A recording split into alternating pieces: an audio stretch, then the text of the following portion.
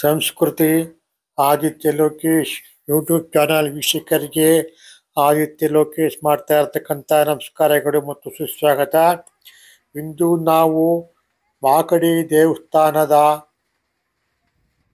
ಹಿಂಭಾಗ ಅಂದರೆ ಮಾಗಡಿ ದೇವಸ್ಥಾನದ ರಂಗನಾಥ ಸ್ವಾಮಿ ದೇವಸ್ಥಾನದ ಹಿಂಭಾಗದಲ್ಲಿ ಮಾಂಡವ್ಯ ಋಷಿ ಗುಹೆ ಇದೆ, ಅಲ್ಲಿಗೆ ಹೋಗ್ತಾ ಇದ್ದೀವಿ.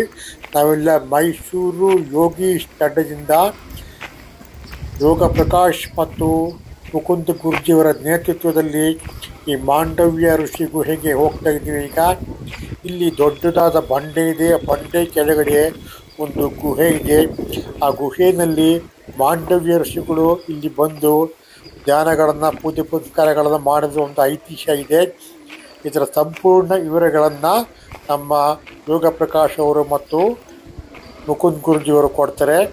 ಈಗ ನಾವೀಗ ಮಾಂಡವ್ಯ ಋಷಿ ಗುಹೆ ಕಡೆಗೆ ಹೋಗ್ತಾ ಇದ್ದೀವಿ. ದೊಡ್ಡ ಬಂಡೆ ಇದೆ, ಆ ಬಂಡೆ ಕೆಳಭಾಗದಲ್ಲಿ ಒಂದು 7 ಅಡಿ ಎತ್ತರದ ಒಂದು ಗುಹೆ ಇದೆ. ಇಲ್ಲಿ ಆ ಗುಹೆ ಒಳಗಡೆ ಒಂದು ಶಿವಲಿಂಗ ಮತ್ತು ಇನ್ನೊಂದು ಚಿಕ್ಕ ಚಿಕ್ಕ ಶಿವಲಿಂಗ ಗಣಪತಿ ಒಂದು ವಿಗ್ರಹವನ್ನು ಇಟ್ಟಿದ್ದಾರೆ. ಇಲ್ಲಿ ಶಿವಲಿಂಗ ಸುಮಾರು ಒಂದು 4 ಅಡಿ ಎತ್ತರ ಇದೆ.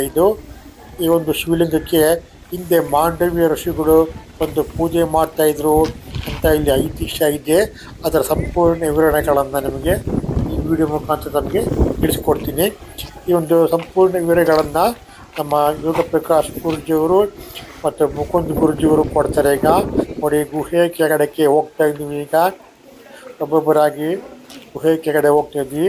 ಆ ದೊಡ್ಡ ಬಂಡೆ ಕೆಳಗಡೆ ಜಾಗ ಇಟ್ಟು ಅದ್ರ ಕೆಳಗಡೆ ಕಲ್ಲಿನಿಂದ ಕಟ್ಟಿ ಒಂದು ಗುಹೆ ಥರ ಮಾಡ್ತಾರೆ. ನೋಡಿ, ಏನು ಓಂ ಅಂತ ಏನೋ ಬರ್ತಿದ್ದಾರೆ, ಅದು ಅರ್ಥ ಆಗ್ತಾ ಇಲ್ಲ ನನಗೆ.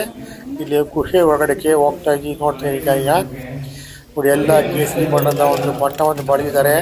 ಆಲ್ರೆಡಿ ಇಲ್ಲಿ ನಮ್ಮ ಯೋಗ ಪ್ರಕಾಶ್ ಅವರು ಮತ್ತು ಮುಕುಂದ್ ಗುರುಜಿಯವರು ಇದ್ದಾರೆ. ಈ ದೇವಸ್ಥಾನದಲ್ಲಿ ಪೂಜೆ ಮಾಡ್ತಾ ಇರ್ತಕ್ಕಂಥ ಒಬ್ಬರು ಅರ್ಚಕರು ಕೂಡ ಇಲ್ಲಿ ಕೇಸರಿ ಬಣ್ಣದ ಶಾಲನ್ನು ಮತ್ತು ಬಟ್ಟೆ ಹೊತ್ಕೊಂಡು ಕೂತಿದ್ದಾರೆ. ನೋಡಿ, ಲಿಂಗವನ್ನು ನೋಡ್ತಾ ಇತ್ತು. ಸುಮಾರು 4 ಅಡಿ ಲಿಂಗ ಮತ್ತು ಒಂದು ತಾವಟಿಕೆ ಮೇಲೆ ಈಶ್ವರ ಲಿಂಗ ಮತ್ತು ಇನ್ನೊಂದು ಗಣಪತಿ ವಿಗ್ರಹವನ್ನು ಇಟ್ಟಿರ್ತಕ್ಕಂಥದ್ದು ಮತ್ತು ಪಕ್ಕದಲ್ಲಿ ಇನ್ನೊಂದು ಗುಹೆ ಇರ್ತಕ್ಕಂಥದ್ದು ತಾವು ನೋಡ್ತಾ ಇದ್ರ. ಈಗ ಪೂಜೆ ಮಾಡ್ತಾ ಇರ್ತಕ್ಕಂಥ ಅರ್ಚಕರು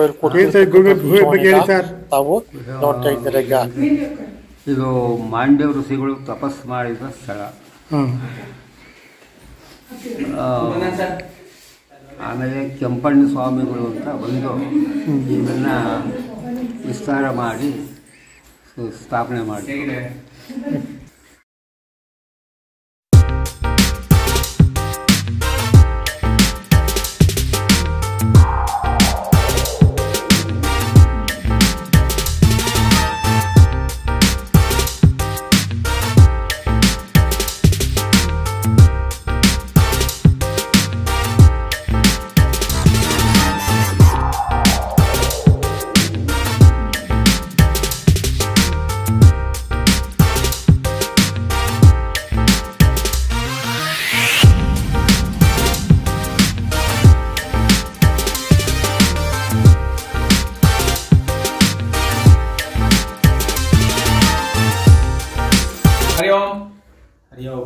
ಎಲ್ಲರಿಗೂ ನಮಸ್ಕಾರ. ಈ ದಿನ ನಾವು ಮಾಗಡಿ ಅಂತಕ್ಕಂತ ಒಂದು ತೀರ್ಥಕ್ಷೇತ್ರಕ್ಕೆ ಬಂದಿದ್ದೀವಿ. ಈ ತೀರ್ಥಕ್ಷೇತ್ರದ ಮಹಿಮೆ ಏನು ಅಂತಂದ್ರೆ, ಇಲ್ಲಿ ಪಶ್ಚಿಮ ಅಭಿಮುಖವಾಗಿ ರಂಗನಾಥ ಸ್ವಾಮಿ ನೆಲೆಸಿರ್ತಕ್ಕಂಥ ಒಂದು ದೇವರನ್ನ ನಾವಿಲ್ಲಿ ನೋಡ್ತೀವಿ. ಇದು ಬಹುಶಃ 13ನೇ ಶತಮಾನಕ್ಕೆ ಸೇರಿರ್ತಕ್ಕಂಥ ದೇವಸ್ಥಾನ. ಇದು 1510ನೇ ಇಸ್ವಿಯಿಂದ 1530ನೇ ಇಸ್ವಿವರೆಗೂ ಶ್ರೀ ಕೃಷ್ಣದೇವರಾಯ ಈ ಕರ್ನಾಟಕವನ್ನು ಆಡಳಿತ ನಡೆಸ್ತಾರೆ. ವಿಜಯನಗರ ಸಾಮ್ರಾಜ್ಯದ ಸಾಮಂತಕ್ಕೆ ಇದು ಒಳಪಟ್ಟಿತ್ತು ಮಾಗಡಿ ಅಂತಕ್ಕಂಥದ್ದು. ವಿಜಯನಗರ ಸಾಮಂತ ರಾಜನಾಗಿರ್ತಕ್ಕಂಥ ವಿಜಯನಗರ ಚಕ್ರವರ್ತಿ ಆಗಿರ್ತಕ್ಕಂತಹ ಶ್ರೀ ಕೃಷ್ಣದೇವರಾಯ ಮಹಾನ್ ವಿಷ್ಣುವಿನ ಭಕ್ತನಾಗಿದ್ದರಿಂದ ವೈಷ್ಣವ ಧರ್ಮವನ್ನ ಸ್ಥಾಪನೆ ಮಾಡಬೇಕು ಅಂತಕ್ಕಂಥ ಸದುದ್ದೇಶವನ್ನ ಇಟ್ಕೊಂಡು 4 ಮನೆತನವನ್ನ ಬೇರೆ ಬೇರೆ ಊರಿಗೆ ಕಳಿಸ್ತಾರೆ. ಆತರ ಕಳಿಸಿರ್ತಕ್ಕಂಥ ಮೊದಲನೇ ಮನೆತನ ಚಿತ್ರದುರ್ಗದಲ್ಲಿ ಮುಚ್ಚುಕಂಟೆ ಅಂತಕ್ಕಂಥ ಒಂದು ಪ್ರದೇಶದಲ್ಲಿದೆ. ಅವರೇ ಮುಚ್ಚುಕುಂಟೆ ಕೃಷ್ಣಮಾಚಾರ್ಯರು. ತಿರುಮಲೆ ಕೃಷ್ಣಮಾಚಾರ್ಯ ಅಂತ ನಾವು ಯಾರನ್ನ ಕರಿತೇವೆ ಅವರೇ ದೊಡ್ಡ ಸದ್ಗುರುಗಳು, ಮಹಾರಾಜರಿಗೆ ಯೋಗದ ಗುರುಗಳು. ತಿರುಮಲೆ ಕೃಷ್ಣಮಾಚಾರ್ಯ ಅವ್ರು ಹೋಗಿರ್ತಕ್ಕಂಥ ಊರು ಚಿತ್ರದುರ್ಗ ಮುಚ್ಚುಕುಂಟೆ ಅಂತಕ್ಕಂಥ ಒಂದು ಊರಲ್ಲಿದೆ. ನಮ್ಮ ಪೂರ್ವಿಕರನ್ನ ವೇದವನ್ನ ಹೇಳ್ಕೊಡ್ಲಿ ಅಂತ ಹೇಳ್ಬಿಟ್ಟು ಈ ಮಾಗಡಿಗೆ ಕಳಿಸ್ತಾರೆ. ಈ ಗ್ರಾಮಕ್ಕೆ ತಿರುಮಲೆ ಅಂತ ಹೆಸರಿಡ್ತಾರೆ. ತಿರುಪತಿ ಇರ್ತಕ್ಕಂಥ ಊರಿದು. ತಿರುಪತಿನಲ್ಲಿರ್ತಕ್ಕಂಥ ತಿರುಮಲೆ ಗ್ರಾಮದಲ್ಲಿ ನಾವಿದ್ದವರು. ನಮ್ಮ ಮನೆ ಭಾಷೆ ಏನು ಅಂತಂದ್ರೆ ತೆಲುಗು. ಆ ತೆಲುಗು ಭಾಷೆಯವರು ನಾವಿಲ್ಲಿ ಬಂದು ಇಲ್ಲಿರ್ತಕ್ಕಂಥ ವಿಪ್ರ ವರ್ಗಕ್ಕೆ, ಬ್ರಾಹ್ಮಣ ವರ್ಗಕ್ಕೆ ವೇದವನ್ನ ಕಲಿಸಿರ್ತಕ್ಕಂಥ ಊರು. ಹಾಗಾಗಿ ಈ ಊರಿಗೆ ತಿರುಮಲೆ ಅಂತ ಹೆಸರು. ಯಾರಾದ್ರೂ ಟಿ.ಎ. ಪ್ರಕಾಶ್ ಯೋಗದಲ್ಲಿ ಇದ್ದಾರೆ ಅಂದ್ರೆ ಅವರು ತಿರುಮಲೆ ಯೋಗ ಪ್ರಕಾಶ್ ಅಂತಾನೆ ಕರೀತಾರೆ. ಯಾತಕ್ಕೆ ಹಾಗೆ ಕರೀತಾರೆ ಅಂದ್ರೆ ಹುಟ್ಟಿ ಬೆಳೆದಿರ್ತಕ್ಕಂತಹ ಊರು. ನಮ್ ಜೊತೆನಲ್ಲಿ ಯಾರೇ ಟಿ ಅಂತ ಇನ್ಶಿಯಲ್ ಇಟ್ಕೊಂಡ್ರು ಅವರಿಗೆ ತಿರುಮಲೆ ಅಂತ ಸೇರಿಸ್ತೀವಿ. ಯಾತಕ್ಕೆ ಸೇರಿಸ್ತೀವಿ ಅಂದ್ರೆ ಅವರೆಲ್ಲ ನಮ್ಮ ಶಿಷ್ಯಂದರು. ತಿರುಮಲೆ ಸಂಪತ್ ಕುಮಾರ್, ಟಿ ಸಂಪತ್ ಕುಮಾರ್ ಅಂತ ಇವ್ರ ಹೆಸರು. ಹೀಗೆ ಈ ಊರಲ್ಲಿ 1961 ಇಸ್ವಿನಲ್ಲಿ ನಾವು ಹುಟ್ಟಿದಾಗ ಈ ಊರಲ್ಲಿ ಇರ್ತಕ್ಕಂಥ ವಿಶೇಷತೆಗಳೇನು ಅಂತಂದ್ರೆ, ಮೊದಲನೇದು ಮಾಗಡಿ ರಂಗನಾಥ ಸ್ವಾಮಿ, ಇತಿಹಾಸ ಪ್ರಸಿದ್ಧವಾಗಿರ್ತಕ್ಕಂಥ ದೇವರು. ಹಾಗೂ 1956ನೇ ಇಸ್ವಿನಲ್ಲಿ ಕೆಂಗಲ್ ಹನುಮಂತಯ್ಯನವರು ಬೆಂಗಳೂರಿನಲ್ಲಿ ಮುಖ್ಯಮಂತ್ರಿ ಆಗ್ಬೇಕಾಗತ್ತೆ, ವಿಧಾನಸೌಧವನ್ನ ಕಟ್ಟಬೇಕಾಗತ್ತೆ. ಕಟ್ಟೋದಕ್ಕಿಂತ ಮುಂಚೆ ಪ್ರಥಮ ಪೂಜೆ ಯಾವ ದೇವಸ್ಥಾನಕ್ಕೆ ಮಾಡಿದ್ರು ಅಂದ್ರೆ ಇದೇ ಮಾಗಡಿ ದೇವಸ್ಥಾನಕ್ಕೆ ಅವರು ಮಾಡ್ತಾರೆ. ನಂತರದಲ್ಲಿ ದೇವರಾಜ ಅರಸು ಅವರು ಇದಾರಲ್ಲ, ಅವ್ರವರೆಗೂ ಯಾರೇ ಮುಖ್ಯಮಂತ್ರಿ ಆದ್ರೂ ಮಾಗಡಿ ರಂಗನಾಥ ಸ್ವಾಮಿದು ಕೃಪೆ ಇರುತ್ತೆ. ಆ ಕೃಪೆ ಇರೋದ್ರಿಂದ ಏನ್ ಮಾಡ್ತಾರೆ, ಆ ದೇವರಿಗೆ ಒಂದು ನಮಸ್ಕಾರ ಮಾಡಿ ಅಭಿಷೇಕಗಳನ್ನ ಮಾಡಿಸಿ ನಂತರ ಅವ್ರು ಹೋಗಿ ಆಡಳಿತವನ್ನ ನಡೆಸಿರ್ತಕ್ಕಂಥ ಇತಿಹಾಸ ಇದೆ. ಇದಲ್ದೇನೆ ನಾವೇನು ಬೆಂಗಳೂರಿನ ನಿರ್ಮಾತೃ ಅಂತ ಕರಿತೀವಿ, ಕೆಂಪೇಗೌಡರು ಅಂತ, ಅವ್ರ ಮನೆ ದೇವ್ರು ಯಾವ್ದು ಅಂತಂದ್ರೆ ಅದು ಸಹ ಮಾಗಡಿ ರಂಗನಾಥ ಸ್ವಾಮಿ ದೇವಸ್ಥಾನನೇ. ಅತ್ಯಂತ ಪೂರ್ವದಲ್ಲಿ ರಾಘವಾಚಾರ್ಯ ಅಂತಕ್ಕಂಥವ್ರು, ನಮ್ಮ ಮನೆತನಕ್ಕೆ ಸಂಬಂಧಪಟ್ಟಿರ್ತಕ್ಕಂಥವ್ರು, ನಮ್ಮ ಮುತ್ತಾತ ಅವರು ಈ ಊರಲ್ಲಿ ಇದ್ರಲ್ಲ, ಅವರು ಕಾಲಾನಂತರ ಏನ್ ಮಾಡಿದ್ರು, ಮೈಸೂರಿನ ಮಹಾರಾಜರಿಗೆ ಗುರುಗಳಾಗಿ, ವೇದದ ಗುರುಗಳಾಗಿ ಹೊರಹೊಮ್ಮಿದ್ರು. ನಮ್ಮ ತಂದೆ ಅವರು ಸಹ ಒಬ್ಬ ಸ್ವಾತಂತ್ರ್ಯ ಯೋಧರಾಗಿದ್ರು. ಹಾಗಾಗಿ ನಾವೆಲ್ಲ ಏನು ಅಂತಂದ್ರೆ ಈ ಊರಲ್ಲಿ ಇರ್ತಕ್ಕಂತಹ ಹಿಂದೆ ನಮ್ಗೇನು ಪೂರ್ವಿಕರು ಕೊಟ್ಟಿದ್ರು ಅದೆಲ್ಲದನ್ನು ಇವತ್ತಿನ ದಿವಸ ಕೊಟ್ಟು ನಾವೆಲ್ಲ ಎಲ್ಲಿದ್ದೀವಿ, ನಗರೀಕರಣ, ಕಾಲಾಯ ತಸ್ಮೈ ನಮಃ, ನಗರೀಕರಣ ಆಗಿರೋದ್ರಿಂದ ನಾವೆಲ್ಲ ಮೈಸೂರಲ್ಲಿ ಇದ್ದೀವಿ. ಹಾಗಾಗಿ ನಮ್ದೇನು ಅಂತಂದ್ರೆ ಪೂರ್ವ ಕಾಲದಲ್ಲಿ ಶಿಷ್ಯಾರ್ಜನೆಯಿಂದ ನಡೆದಿರ್ತಕ್ಕಂಥ ಮನೆತನ ಗುರು ಮನೆತನ ಅಂತ ಕರಿತೀವಿ. ಈ ಊರಲ್ಲಿ ಎಷ್ಟೋ ಜನ ಇದ್ರು, ಅಷ್ಟೋ ಜನ ಸಮಸ್ತರು ಸಹ ನಮ್ಮ ಮನೆಯಲ್ಲಿ ಒಂದು ಪ್ರಥಮ ಪೂಜೆನೂ ಸಹ ನಡೀತಿತ್ತು. ಇವತ್ತಿಗೂ ಸಹ ನಮ್ಮ ಅಣ್ಣ ಅವ್ರಿಗೆ ಒಂದು ಪ್ರಥಮ ಪೂಜೆ ಮಾಡ್ತಾರೆ. ತಿರುಮಲೆ ಶೇಷಾದ್ರಿ ಅಂತ ಅವ್ರ ಹೆಸರು. ಅವರು ಮಾಗಡಿಗೆ ಸ್ವಾಮಿಗಳವರು. ಯಾರು? ನಮ್ಮ ಅಣ್ಣವರು. ಹೀಗೆ ಇದ್ರ ಇತಿಹಾಸ. ಈ ಒಂದು ಗುಹೆ ಇದೆಯಲ್ಲ, ಇಲ್ಲಿ ನಮ್ಮ ಅಕ್ಕ ಅವರು, ನಮ್ಮ ಅಣ್ಣ ಅವರು, ನಮ್ಮ ಚಿಕ್ಕಪ್ಪ ಅವರು, ನಮ್ಮ ತಂದೆ ಅವರು, ನಮ್ಮ ಪೂರ್ವಿಕರೆಲ್ಲ ಆಟ ಆಡಿ ಬೆಳೆದಿರ್ತಕ್ಕಂತಹ ಗುಹೆ ಇದು. ಇದ್ರ ಇತಿಹಾಸ ಏನು ಅಂತಂದ್ರೆ, ಇದ್ರ ಇತಿಹಾಸ ಮಾಂಡವ್ಯ ಋಷಿಗಳು ಅಂತ ನಾವೇನ್ ಕರಿತೀವಿ, ಅವರು ತಪಸ್ ಮಾಡಿರ್ತಕ್ಕಂಥ ಜಾಗ, ಅವರು ವಾಸ ಮಾಡ್ತಾ ಇದ್ದಿದ್ದ ಜಾಗ ಇದು. ಇದು ಋಷಿಗಳು ವಾಸ ಮಾಡ್ತಿರ್ತಕ್ಕಂಥ ಜಾಗ. ಎಷ್ಟು ಸುಂದರವಾಗಿದೆ ನೋಡಿ. ಅವತ್ತು ಹೇಗಿದೆ ಇವತ್ತಿಗೂ ಸಹ ಹಾಗೇನೆ ಇದೆ. ಕಾಲಾನಂತರ ಏನಾಯ್ತು, ಕಾಲಾನಂತರ ಇವತ್ತಿನ ದಿವಸ ಇಲ್ಲಿ ಯಾರು ಪುರೋಹಿತರು ಇದ್ದಾರೆ, ಇವರು ವಂಶಸ್ಥರು ಇದನ್ನ ನೋಡ್ಕೊಂಡು ಕಾಪಾಡ್ಕೊಂಡು ಅಭಿವೃದ್ಧಿ ಪಡಿಸ್ಕೊಂಡು ಬೇರೆ ಬೇರೆ ಜನಾಂಗದಿಂದ ಕೊಡ್ತಕ್ಕಂಥ ದಾನ ಧರ್ಮಗಳನ್ನ ಸ್ವೀಕಾರ ಮಾಡ್ಕೊಂಡು ಇವತ್ತಿನ ದಿವಸ ಇಷ್ಟೊಂದು ಸುಂದರವಾಗಿ ಭವ್ಯವಾಗಿ ಇದೊಂದು ಪ್ರವಾಸಿ ತಾಣವನ್ನಾಗಿ ಇಟ್ಕೊಂಡಿದ್ದಾರೆ. ಹಾಗಾಗಿ ನೋಡಿ, ಒಂದು ಯೋಗ ನರಸಿಂಹ ಸ್ವಾಮಿ ದೇವಸ್ಥಾನವನ್ನ ನೋಡ್ತೀವಿ, ಒಂದು ರಂಗನಾಥ ಸ್ವಾಮಿ ದೇವಸ್ಥಾನವನ್ನ ನೋಡ್ತೀವಿ, ಒಂದು ಮಾಂಡವ್ಯ ಗುಹೆ ಋಷಿಗಳ ಒಂದು ದೇವಸ್ಥಾನವನ್ನು ನೋಡ್ತೀವಿ. ಇದೆಲ್ಲ ನೋಡೋದಕ್ಕೆ ಯಾರಿಗೆ ಸಾಧ್ಯ? ಇದನ್ನೆಲ್ಲ ನೋಡೋದಕ್ಕೆ ಆಧ್ಯಾತ್ಮಿಕ ಚಿಂತನೆ ಯಾರಿರುತ್ತೆ, ಯೋಗದ ಚಿಂತನೆ ಯಾರಿರುತ್ತೆ, ಮೋಕ್ಷ ಮಾರ್ಗಕ್ಕೆ ಹೋಗ್ಬೇಕು ಅಂತಕ್ಕಂಥ ಸಜ್ಜನಿಕೆ ಯಾರಿಗಿರುತ್ತೆ, ಅವ್ರಿಗೆ ಸಾಧ್ಯ. ಅದ್ರ ಇವತ್ತಿನ ದಿವಸ ನಾವೇನ್ ಮಾಡ್ತಾ ಇದ್ವಿ, ನಮ್ಮ ಮಕ್ಕಳುಗಳು ಮೊಮ್ಮಕ್ಕಳು 24 ಗಂಟೆ ಮೊಬೈಲ್ ಇಟ್ಕೋತಾರೆ, ಕಂಪ್ಯೂಟರ್ ಇಟ್ಕೊಳ್ತಾರೆ, ಅವ್ರು ಅವ್ರದೇ ಲೋಕದಲ್ಲಿ ಇರ್ತಾರೆ.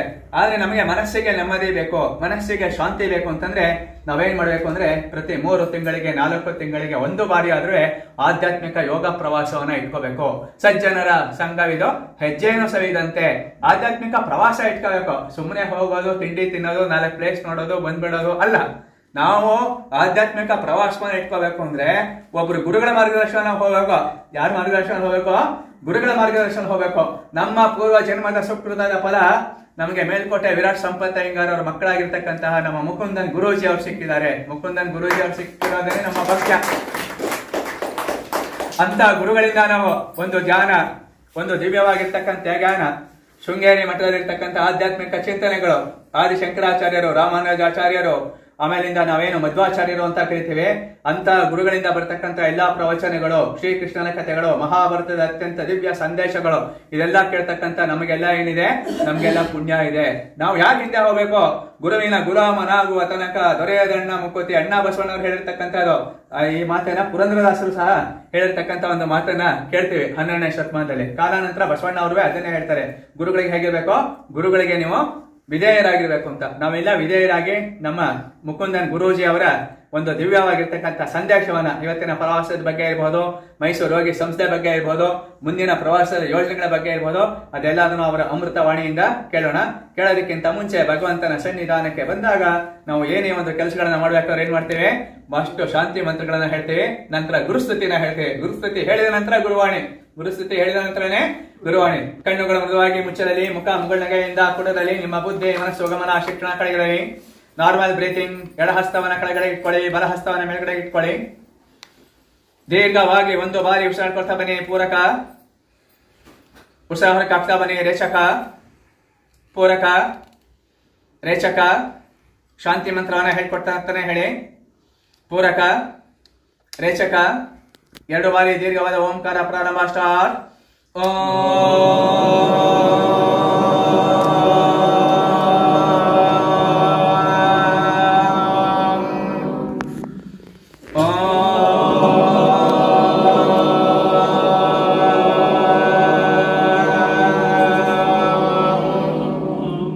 सहनावतु सहनो भुनक्तु सह वीर्यं करावहै तेजस्विनावधीतमस्तु मा विद्विषावहै.